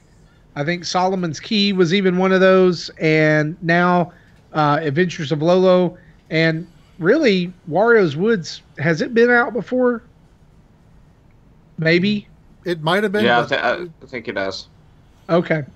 So I didn't know because that is a dumpster fire of a game, and I just like put Castlevania on there, dude. Like Mega Man, something, not Wario's Woods. But anyway, that's if you're a Nintendo Online subscriber, that'll be a free update. It'll probably go live around noon that day, and again, probably an SP game. By the way, I thought we would do this. I thought it would be fun. What are your SP predictions for this release? So far, we've gotten Zelda SP and Gradius SP. What do you think it's going to be? Solomon's Key. Don't know what it'd do, but Solomon's Key. Solomon's Key SP. Now, Yeah, the game's basically- made playable. Yeah, I was gonna say what they're gonna do is let you play on someone else's save file from somewhere else in the game. So that you can see the credits roll, and that's it. right. Because I think that's what they've done anyway with the other files. Am I right? Yeah, pretty much. Yeah. The Gradius one was not impressive. No, the Gradius one was actually worse, I think, than playing Gradius from the beginning. Yeah, like what was it? Stage 7, and they just dump you in the middle of it. I think It's here's all the power ups. I think it was stage 5 out of 7. Okay, yeah. I know that, and if you die one time, it's all gone. Yeah. Yeah, so you're back to your standard set. But the Konami code still works, so you can reload it. Jesse, do you have an SP prediction? I don't. I'm having a hard time even remembering what games were there to come up with a possible prediction. Dave? I would go with what could they do, a Metroid SP? That's everything at the exactly outset? what I thought it was going to be. That was my prediction for last month. Yeah, That it was going to be Metroid SP. I think so, because what other game frustrates you quite the same way when you have to go out and get everything and go back again? You know, just start with everything. I think what they're going to do is they're going to give you a bunch of energy tanks, missiles, Yeah, and a few items, and Just they're going go to put you crazy. in position to beat Kraid. Yeah. And then move on to Ridley and Mother Brain. Yeah, And be I done think with so. Just have the experience you remember, and not the rest of the stuff in between. it. Yeah. Yeah, that's what Metroid Zero is. Yeah. Zero mission. Zero Mission is so good. It's so good. So that's the news for this week. Let's talk a little bit about what we've been playing.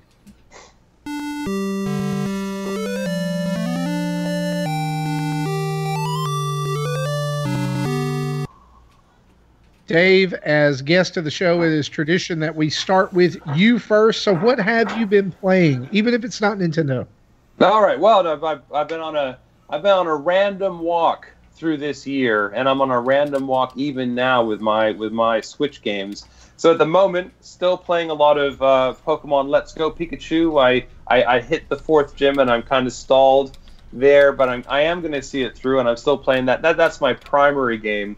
I'm still playing a lot of Super Mario Party as well, which I've really enjoyed with the kids. Brings out some pretty fierce competition in our living room, and like 10 minutes turns into 3 hours, and that for me is always the sign of a good game. So still playing Super Mario Party as well, and I have bought Fitness Boxing, the trial version. So I should say I've downloaded Fitness Boxing, the trial version, to see what the Fitness Boxing game is all about. It's on the Switch right now, but I haven't played it yet. So I can't say if it's any good or not, but that's what I'm going to try and get into. You know what's great about Mario Party, and I don't want to divert into this for too long, but your comment about 10 minutes into 3 hours made me think of this, that you know a game is good even when like the side parts of the main game are good. Yeah, Like exactly the little that, baseball game in Mario Party is so much fun. The tanks. Yeah. And I really want my son, which he will not listen to this, but he's getting my mom and dad have bought him a $100 eShop card for Christmas, which is nuts. I'm like, what did you get me $100? Yeah. I'm hoping he's getting Smash tomorrow. He saved his money. He's ready to buy Smash.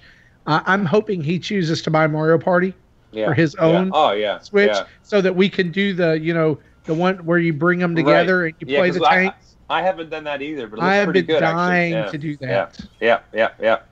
But also, that's a game where the haptics and the motion controllers really do work the way that they said they would when they first brought those out. So the sensitivity of what you're feeling there in those games is genuinely fun. And that's why I say that it's my family game of the year, because it's literally a game that anybody in your family, young or old, can pick up, and they can learn those games in seconds and do the trike or whatever. Yeah. And it just works. And my kids love doing the raft one where you're going down the river and trying to get to the right place. And that's just a classic, old school, great game, but you're doing that with the motion controls. And it's just as simple as trying to row your boat down the river. But it's good. And the mini games are great. So that for me, for Nintendo is close to being my favorite game from them this year, actually. Mm-hmm. Yeah, so. I could say that. It's going to be that and Smash. But yeah. Like, seriously, Mario Party was such a knockout of the park. I'm glad you mentioned that. I'm glad y'all are having fun with it too, because it's so good. You've been playing anything else? Let's see. Anything else? I put L.A. Noire to bed on the Switch, which I really enjoyed. I never played it the first time around, so I got a big kick out of finishing that off in the last few weeks as well. Great game, great acting. Everything that's got to be said about it has already been said about it many times. But I would really recommend it if people haven't played it, because it is a great experience on the Switch, for sure. Very smooth, very fun to play. Definitely. Gary, you have been playing some games. Some weeks you don't have any at all, but you've been playing some games. And I've barely played games this week, if I'm being completely honest. So I tried to continue with Metroid Samus Returns on the 3DS. I got to a point and stopped, and so I picked it up and tried to carry on. And unfortunately, I think that game's mediocre at best. So I have not been enjoying it in the slightest. And Marty, I just wish your camera was on when I said that. Is he gone? Has he left the podcast? I'm here. I'm here, and my camera is on. Yeah, I see. And I made a face. I'm telling you right now that you and I, buddy, I'm going to tell you something. This is a sign of love. I'm that if I ever, if we ever do meet in person, is this before I'm or not after going to fight you over your game opinions. I was going to say, is this Mainly before or because after you clock them? I'm not in shape at all, and you would destroy me. But I'm just saying, sometimes I wonder about you. I go on record to say I think it's probably the worst Metroid game. I enjoyed the original version of it a lot more than this one. But anyway, other than that, you're one of the few people who says that. Yeah.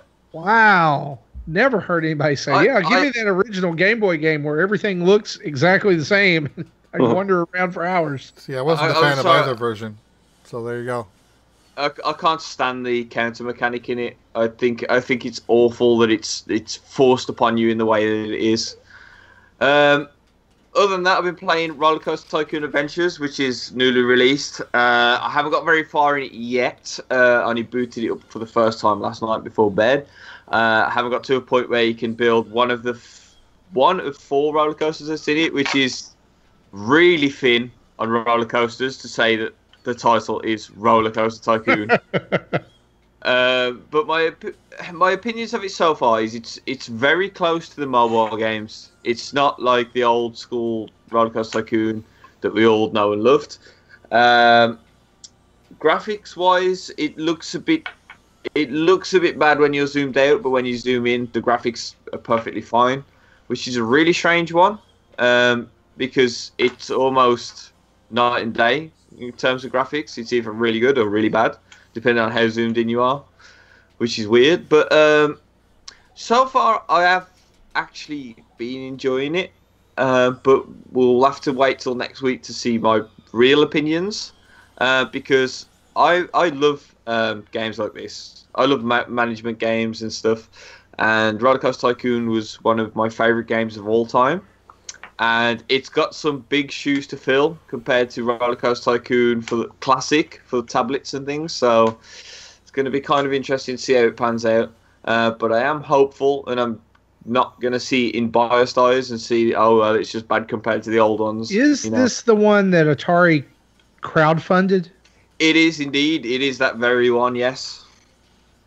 So, do you feel like it that those who crowdfunded it, and let's be honest, some of those people who crowdfunded it, they spent a lot of money. Yeah, I like, think it wasn't really crowdfunding. It was more like investing. Yeah, it was an investment. It was an investment rather than a crowdfunding. So basically, people who put money in got a return if they put in so much. Do you think that they're happy with what they got, based on your short time with it? It depends on who it is who's put money in. If someone's played the mobile game and put money in, then they're going to be perfectly fine. I think that if it's someone hoping for a revival of the classic, then they are probably not going to be so happy now. But even though, like I said, I've been a fan of the old ones, I actually keep them in separate tiers, so I enjoyed the mobile games. So I don't dismiss them. But it's going to be interesting to see how much of a full game it is, being as it looks really close to the mobile games. Oh, okay. Okay. Good deal. Anything else? You've been playing Samus Returns, Roller Coaster Tycoon. Anything else? No, that's pretty much it for this week. Okay, Jesse, what have you been playing? So I decided to eShop dive a little bit, and I found something that I thought I would like. It sounds good on paper. It's called the Meridian Tavern Story: Patty and the Hungry God. So it kind of sounds like similar to that game. I forget what it was a few weeks ago, where you go out into dungeon battling creatures to get loot, which you can use to sell in a shop or craft items to sell in a shop. But the story is just right off the top, off the wall. So you are the young girl, woman. I'm not sure what the age is, with a younger brother, and you're from a high society type of family. So you're with your butler. You get to your mansion, and there are maids.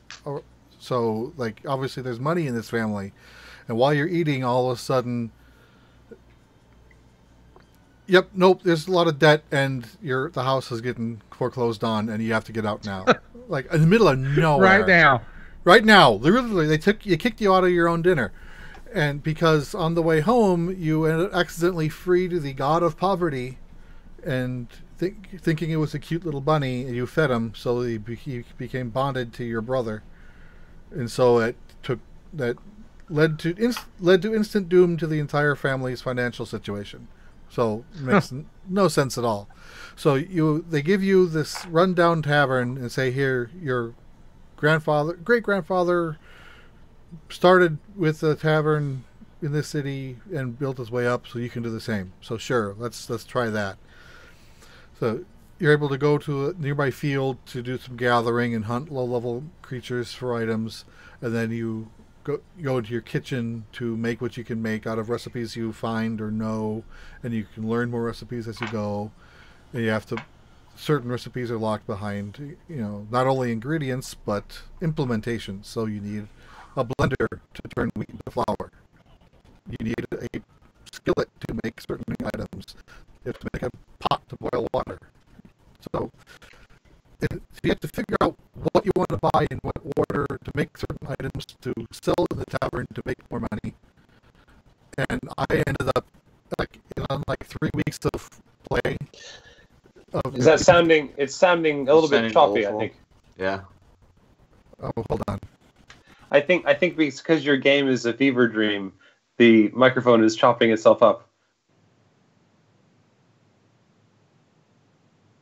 All right. So how long has that been bad?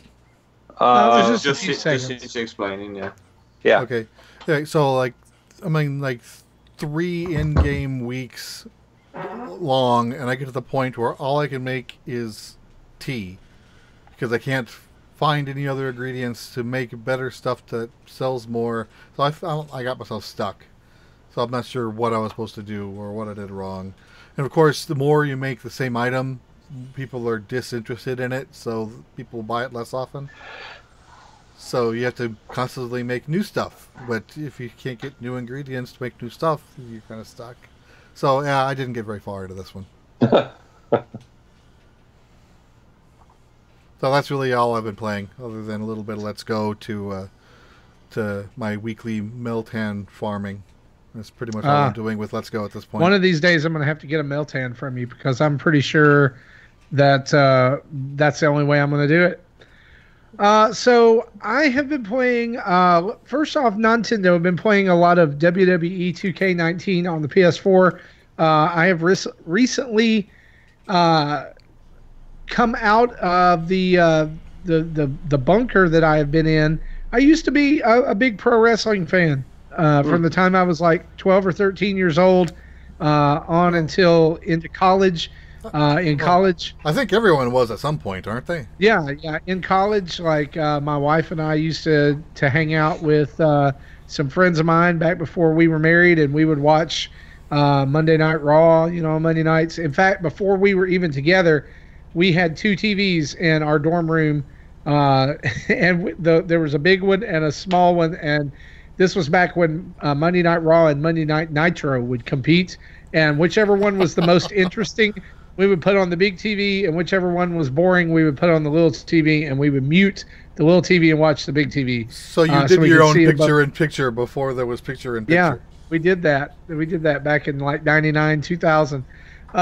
So big fan of wrestling games, of course. And of course, I'm going to tell you the best one that has ever been made, WWE No Mercy, for the Nintendo 64. This is very much my favorite wrestling game. Some of them since then have been fun, but they've never really like captured that whole thing. And I still don't think this game does, but it is fun. Right now, I'm playing through what's called My Career, or like you have a section where you can make My Player, which is like the creator wrestler type thing from the old one, but like you can actually take them through a story that's voice acting and choices and all kinds of stuff. It's been pretty fun.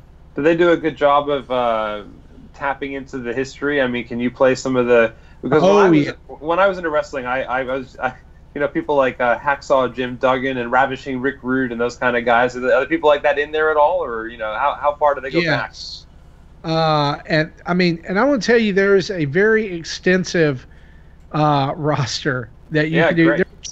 There are 252 superstars in this game, including multiple versions of certain characters. So, like, you can play as current Undertaker, or you can play as 2000s Undertaker, where he rode a motorcycle in, and had the dad bod haircut, or you could go back and play as like the Undertaker from the 80s, right? Like have that classic Hogan versus emo Hogan from the 90s. Well, like I'm on this website, the SmackDownHotel.com, and so just Dave, to go back, and I think some of these that you will know, because you mentioned a few. These are some of the legends you can play as: Big Boss Man, Bret Hart, Brutus the Barber Beefcake, British Bulldog, Bam Bam Bigelow. Oh yeah, those are deep cuts by today's standards. You can be the American Dream, Dusty Rhodes, the single greatest athlete in the world, next to Muhammad Ali, Chris Jericho, Diesel, DDP. It does go pretty deep. When they do the marketing for the wrestling games, I don't think they make enough out of how far they go into the legacy there, because that would get a lot of folks to come in and play. Certainly, I'd be interested in playing that. Definitely. Oh, sure. Yeah, it's good to know. There was a game a few years ago, and I want to say it was maybe WWE 2K17 or 16 or somewhere around there, where they had like a whole legacy mode where you played famous matches from WrestleMania. Up through the years, and like iconic moments, like you would reenact them. in the game, and I always thought that was cool. But like, you can really only do that once, right? Yeah. So they kind of burned that candle, and now they just like you get, as you play, you get in-game currency, and you can go in and you can buy those and unlock them. And so, can you see any reason why they wouldn't bring this over to Switch at some point? yeah, is it too demanding on the graphics, or because 2K18 was an absolute disaster? Yeah. Okay. I don't think that team is good at working with the Switch. Yeah. Because I can see that. Yeah. Like 2K19 basketball looks fine and works good, and FIFA works good, I guess. And yeah, FIFA works good. Yeah. But there is a certain speed that a WWE game has to play at. Yeah. And it has to handle a lot of stuff. It has to handle a lot of ring physics, area physics, crowd physics, wrestler physics. Yeah. And so if they can't do that well, I think they were wise to skip this year. What I'm steel hoping chairs that and wooden tables is give them. Yeah, you can. Oh man, you can do all kinds of stuff now. Like, I mean, I'm hoping that skipping this year will let them bring it out in 2020. Like there'll be a 2K20. Yep. But enough about that. Let's talk about the big game that I've been playing. Thanks to Nintendo, we got a review copy of Super Smash Bros. Ultimate. And as you're hearing this, probably, no doubt, most of you are playing it or have played it by now. Anyway, guys, Dave, I know from just talking to you on the show, you're a Smash fan. Oh, yeah. Jesse doesn't care. Gary's computer exploded. And so, are you back? But my son's been playing it in the background while we're recording. Yeah, I've been watching so it. You can kind of see it over my shoulder. So, it looks great. Here's all I'm going to say about Smash, and we can talk about this for a few minutes. Dave, have you played Ultimate at all? No, not yet. I was just going to try and download it here, actually, or maybe I'll just pop out and buy it tomorrow down the street here. But I have not played it yet. Okay, well then I will keep this as spoiler-free as possible. I'll just refer to a tweet that I tweeted out earlier because I actually got the code. It was and downloaded. It was probably about 11 o'clock today when I was first able to access the game. First thing I did was head straight to Smash, just do a 1-on-1 5-stock match, Mario versus Yoshi. One of the things you're going to notice when you open up the game, and I think Nintendo said this in the beginning, is only the original 8 characters from the very first Smash Brothers are available at the beginning of the game, which I thought was a really cool callback to the roots of this series. On the other hand, all stages are unlocked from the very beginning. So if you really want to be nostalgic, you can go back to those 64 stages, or you can play in Dracula's Castle. Not a big deal. So what I did was I picked Mario because that's my first guy I play in every Smash. And it ended up being Mario and Yoshi fighting on the Mushroom Kingdom stage, which I'm so glad they brought back. It's one of my favorite old Smash stages. Yeah. And it's magic. Yeah. It's just magic. It's quick. It's snappy. It's tight. It feels good. The HD Rumble is done so well. The graphics are amazing. All of the little things that they've done to it add to it. They don't become noise, and they don't take away from it. Like just little things, like when you're playing a stock match and you smash somebody off the screen, it will come up every time they do that, and it'll be like 4-3, 3-2, 4-1, whatever. And like when you smash somebody for the last time, it zooms in on them in this real quick cut, and there's like this light explosion in the background, and then they go flying away. And I think they just did it in the game behind. There's just all kinds of cool little features that, like, there's even like a matchup screen before the match starts, Mario versus Yoshi. Yeah. And it just feels like this is Smash cranked up to 11. Like everything's bigger, everything's bolder, everything's and the cool part about this is that, to me, like, I really loved, like, I've loved every version of Smash. Like, it really doesn't bother me. I know Brawl for a lot of people felt very floaty. It felt very weird. I liked Brawl. It was fine for what it was.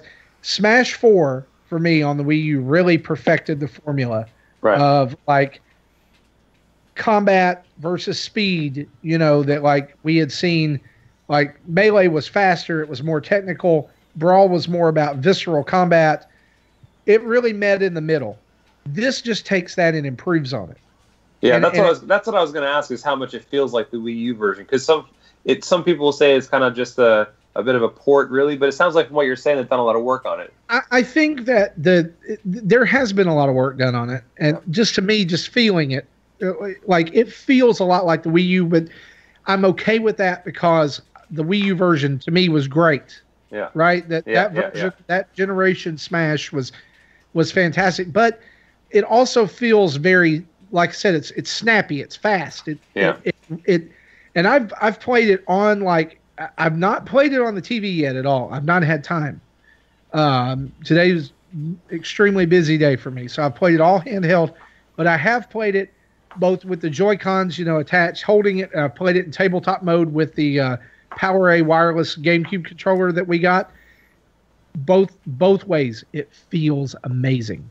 Mhm. And I can't say enough just how, like, the wealth of Nintendo nostalgia and history and goodness that is in this game. Right. And just like playing, I encourage you, anybody who's listening to this tomorrow, I know that, like, you're going to want to, like, play with your friends. I know you're going to want to play online and stuff like that. Go play the classic mode. Go just fight through the 6 or so stages, because just doing that with some of the original characters, the biggest surprise that I had, and this is when I knew that this game was gold. Like, I mean, I knew it was anyway, but this is when it just, like, solidified it to me, was playing through classic mode, excuse me, getting to the end, fighting the boss for this particular character that I will not spoil, and that character doesn't even exist in the game. Yeah. That's And pretty cool. Such a Yeah. deep cut, and there's a stage that is designed just for that, and effects that were designed just for that. And I went, holy crap!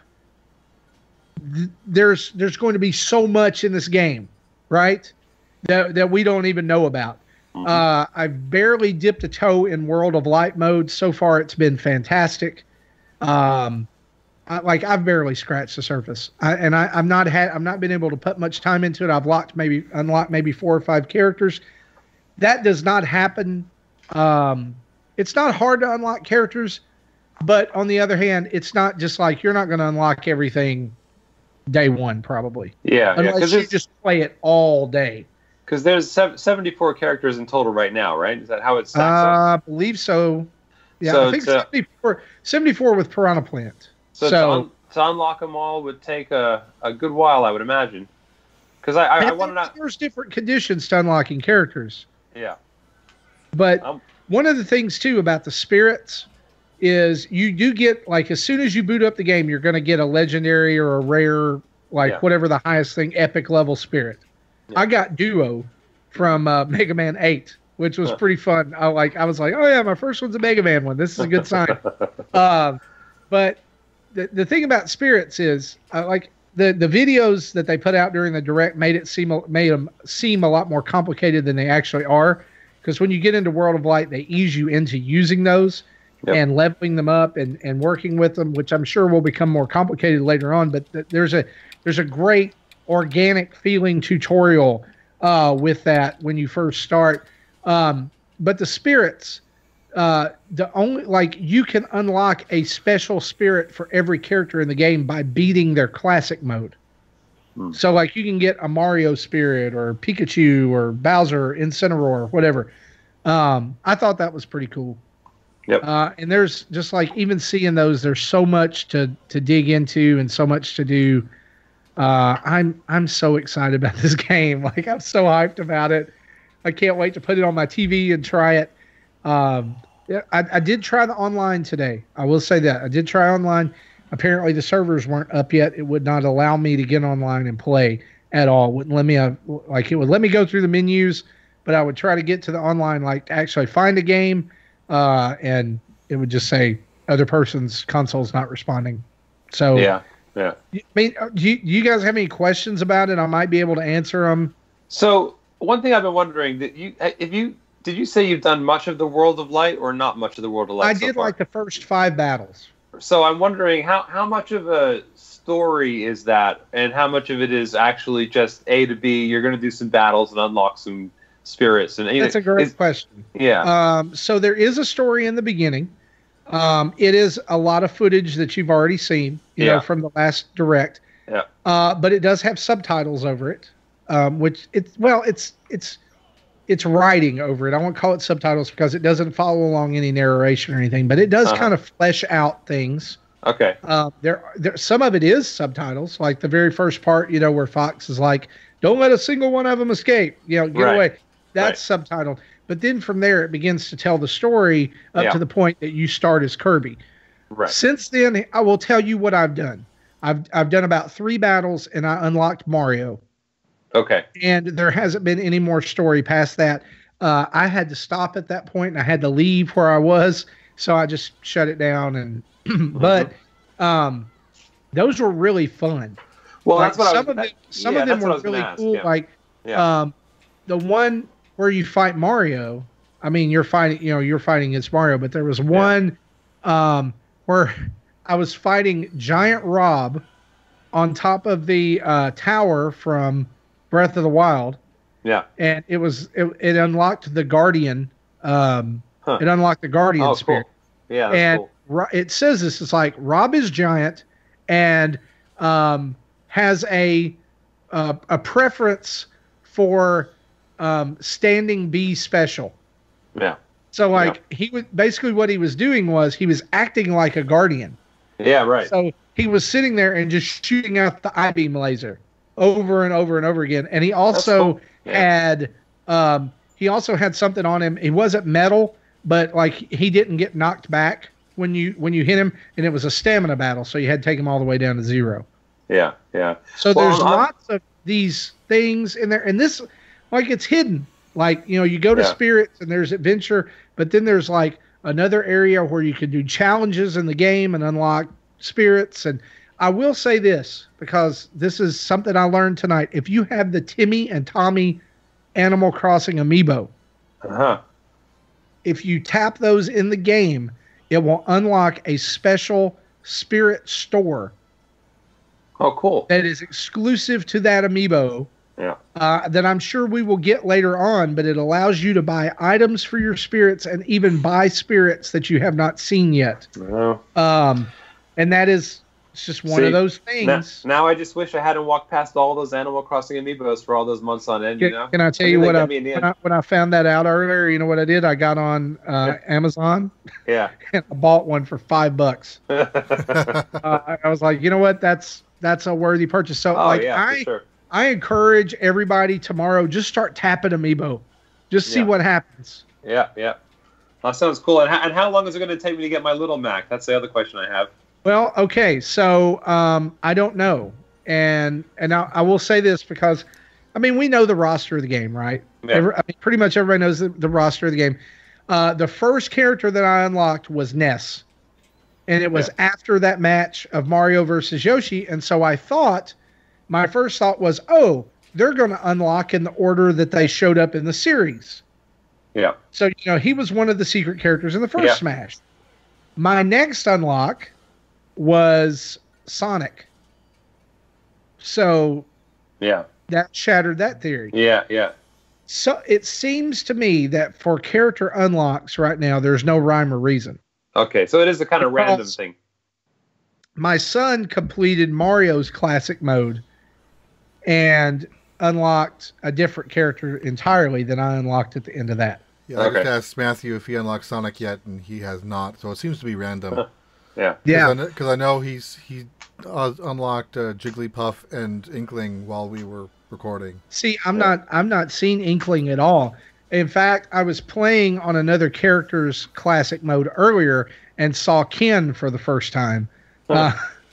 And so I don't know. Like you go through those classic modes and you see a ton of characters you haven't unlocked yet, get you excited. You're like, oh they're here. Yeah.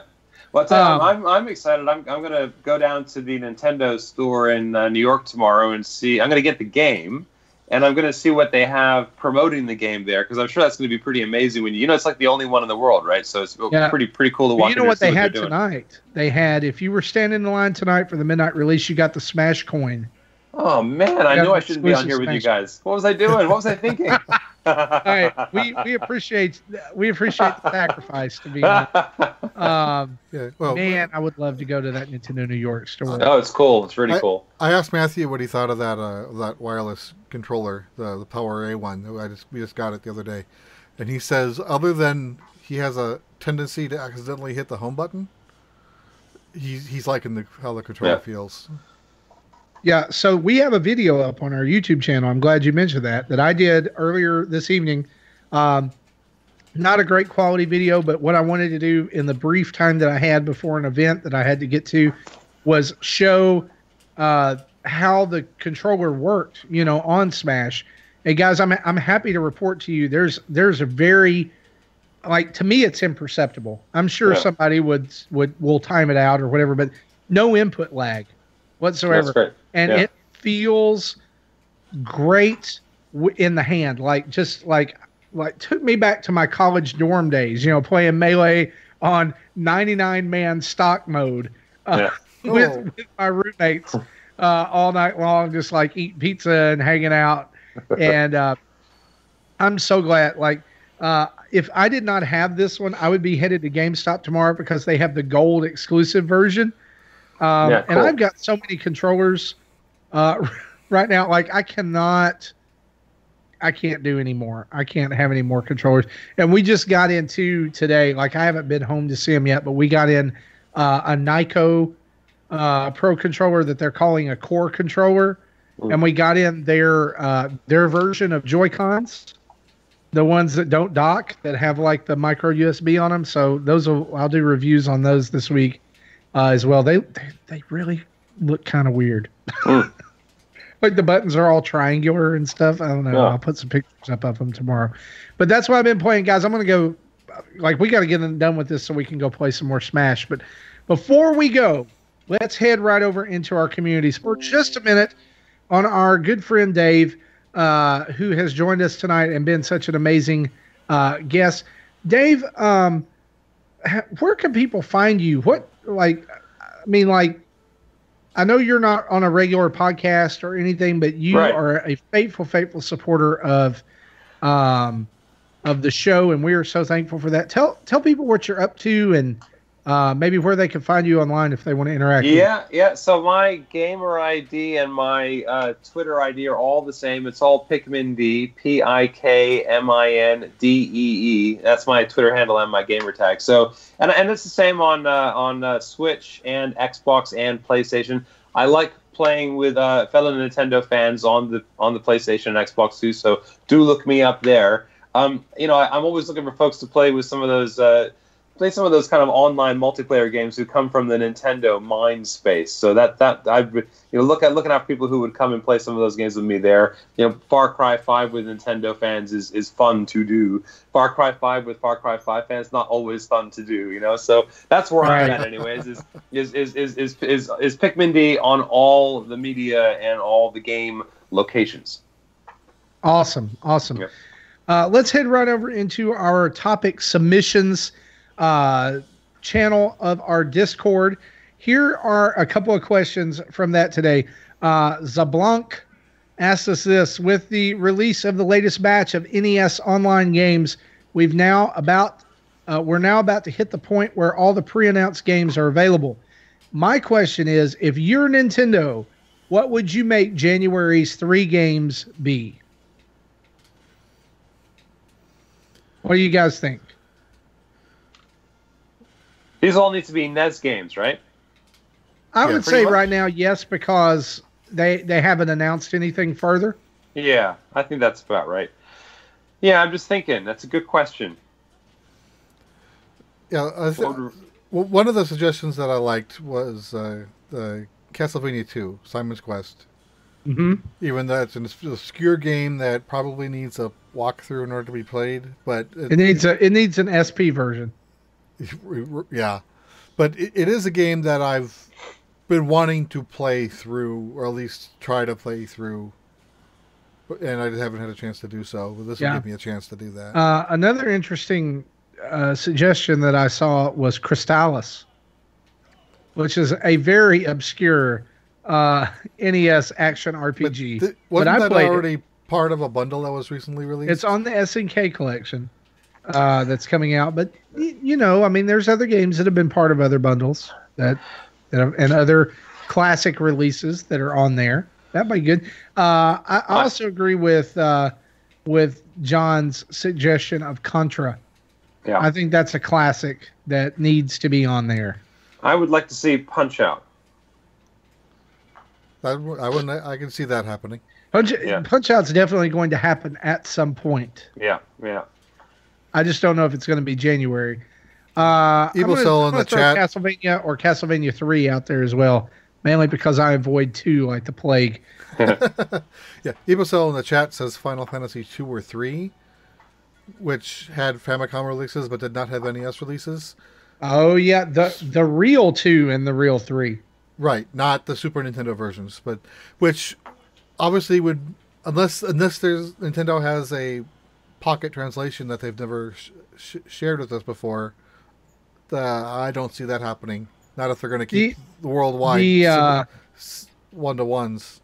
The other thing with that too is, I mean, Final Fantasy was on the NES Classic, right? Yes, I think so. I could see that coming over for people who have never. Yeah, the first Final Fantasy very well could, but I don't know about 2 or 3. Here's a question that Jesse himself asked, related to the Netflix series. We were talking about Castlevania in the same thing. He says, thoughts on Devil May Cry.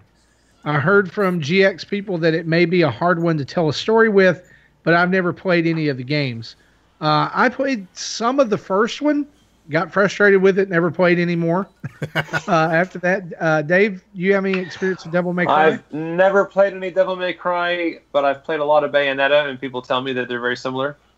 Maybe not in lots of ways. Yeah, and maybe not like storyline wise, maybe, but certainly gameplay wise, I hear they're very similar. Yeah. But if the storyline is anything like Bayonetta, I can't imagine how you make a series out of that.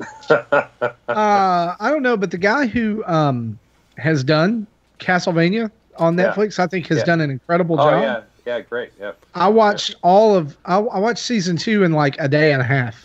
Yeah, which I know it's not long, but I love season 2. It's so good. I heard that there's going to be a season 3, but I don't know where they're going to go with it because they've kind of wrapped up the story. Well, not really. You got Is there still spoiler alert. There's still a vampire out there. Okay. Remember? No, but okay. Carmilla's still out there. Oh, yeah, those other goons. Carmilla and Hector and Isaac, right? Are still out there. That's true. They kind of in that final episode, they kind of show some foreshadowing of season 3's villains. So, I just like this whole season work, and I've got to say the best moment of the entire season 2 is when Trevor and Sypha and Alucard storm the castle and they fire up the Castlevania music. Dun, dun, dun, dun, dun, dun, dun, dun. See, oh, so good. I'm gonna have to go and recheck that because I don't think I played with the sound up because I normally watch them at night while my wife is sleeping. The big fight in the castle, where like they send all the monsters at the 3 of them, you know, and the other vampire second clan to last or third to last. Yeah, it's episode 7. Okay, I'll have to rewatch it. Oh my gosh. Yeah, it's fantastic. It's fantastic. And not to mention the animation is just out of this world. Love that series. You know, it was disappointing. To me, it was disappointing that it was Devil May Cry, but I may watch it just because Castlevania has been so good. Yeah, I plan on watching this.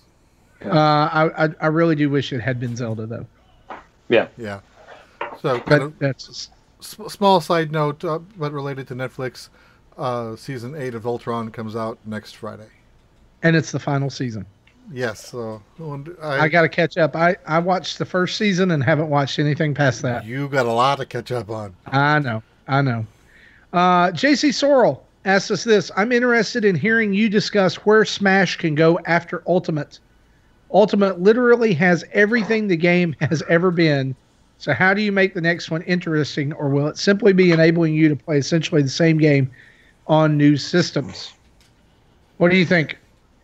What's your guys' opinion? I think Ultimate is the transition of Smash into games as a service. So there will never be another version of Smash. This is Smash for a long time to come, is my view. Yeah, I have a feeling that future hardware will likely try to be as backward compatible as possible. Yeah. Yeah. I'm glad you guys mentioned that, because the first thing that came to my mind when I thought of this was Kimishima's comment, or not Kimishima, his name just out of my brain. The new Nintendo president's comment during the last financial call about looking for evergreen titles. Right. And if a huge, if they transition or do what they can to transition the competitive community to this version of Smash, this thing could go on for years, right? Yeah. At least, I mean, it's definitely going to be Smash until we get a new Nintendo console, for sure. Yeah. Which means we'll probably have more than 5 DLCs over its lifetime. We just know of the first 5. Oh yeah. In the first Fighters Pass, because they're not going to want to, have this be out there for 5 or 6 years and not monetize it. Oh, well, they've done it with Mario Kart. Yeah, which still surprises me. It surprises me too. I don't know why we've not gotten more Mario Kart DLC. I really thought that we would see that by now. But Smash definitely has more of a competitive community than Mario Kart. Yeah, sure. And I think has. I hate to say this because some people may be upset with me saying I think it has longer legs to last for longer than Mario Kart. Look, people still say, the longevity is there because of the competitive community. People still play Melee as their main game. Yeah, that's true. Right. Long legs. And that's exactly what I was basing it on. So I don't think I think it's called Ultimate for a reason. Yeah. I mean, it's called, now in Japan, it's called Super Smash Brothers Special. But I like the Ultimate title a little bit better, and I think it is the Ultimate version of Smash. Nintendo, all they really need to do is, like you said, Fighter Pass 2, right? Fighter Pass 3. I think they add 10, 15 characters to this game over the next few years, they're gold.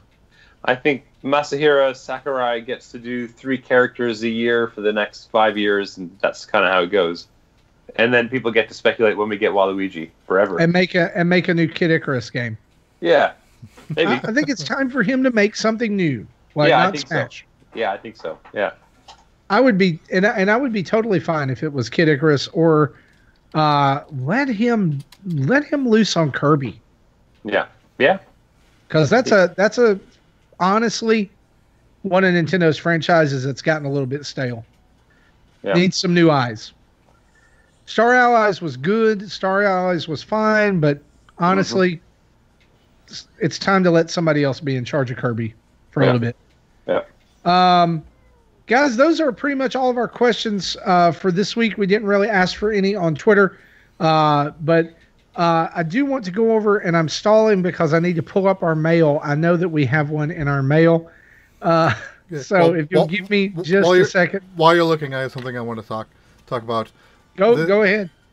This came in the mail today. It's my Flip Grip, though I think...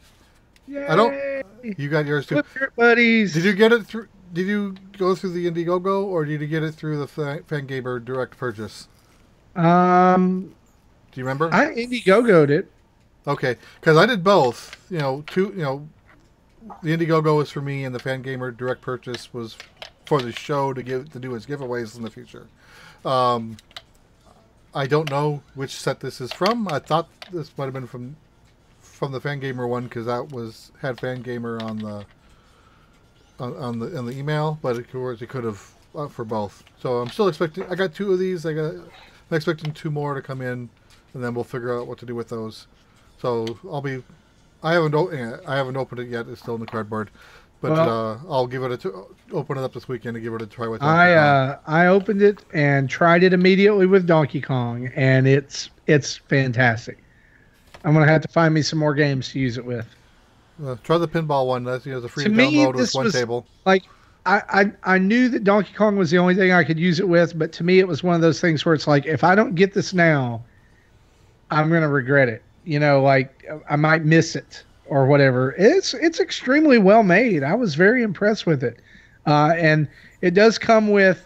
I love this. It comes with this nice little cute flip grip sticker. Nice. The little flip grip. I'm And it sure it also works better comes- than my 3D printed garbage.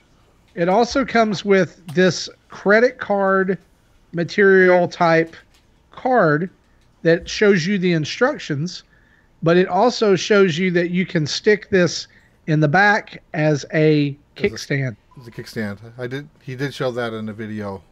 It was earlier. it was just a really cool little thing, a neat way of doing the directions and the instructions about how to get your Switch out of there, but also great that it can be used for something else. Very ingenious. That's our email question. Ian Morrison asks us this. Hey guys, just a quick message to say I love the podcast and that you convinced me to get a Switch for the family for Christmas.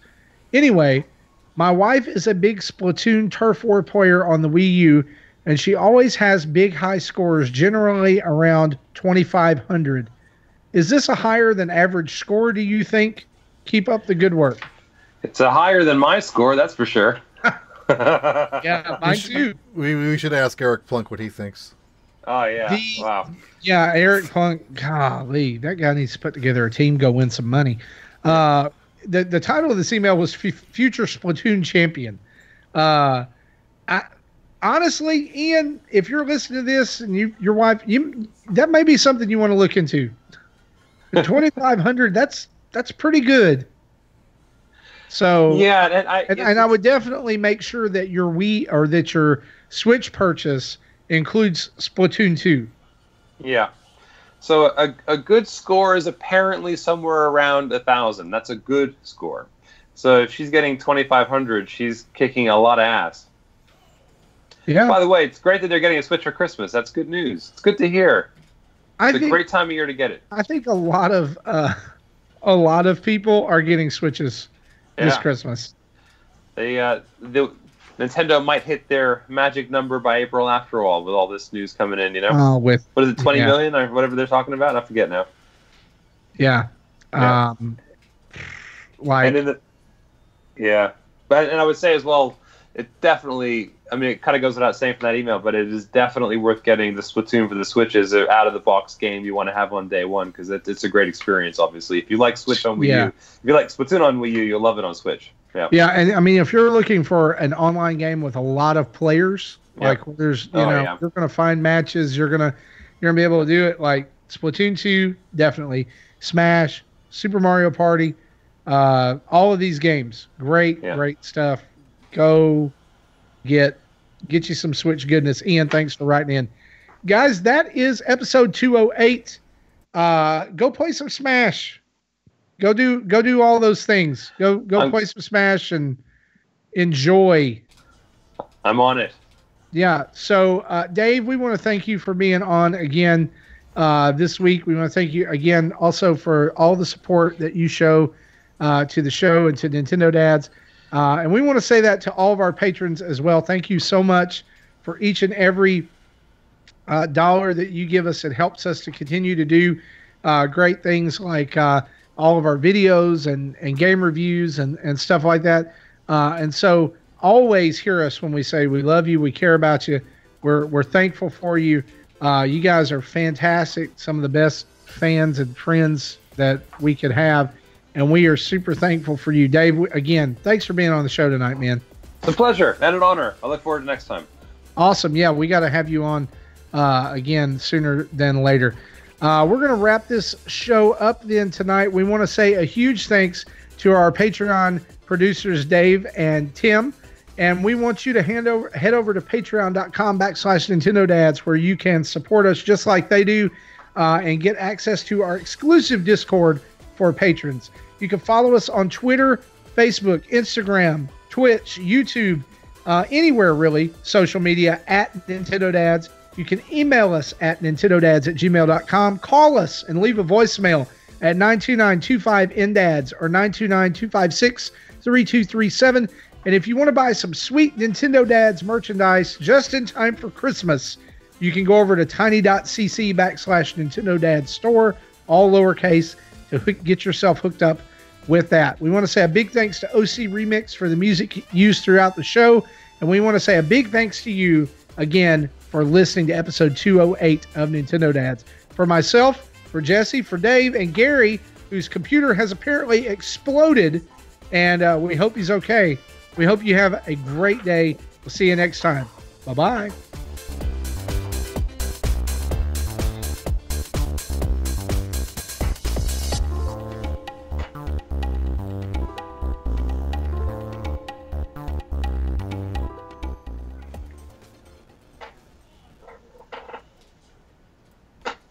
Thank you for listening to Nintendo Dads. Wobble Puffet, Wobble Puffet.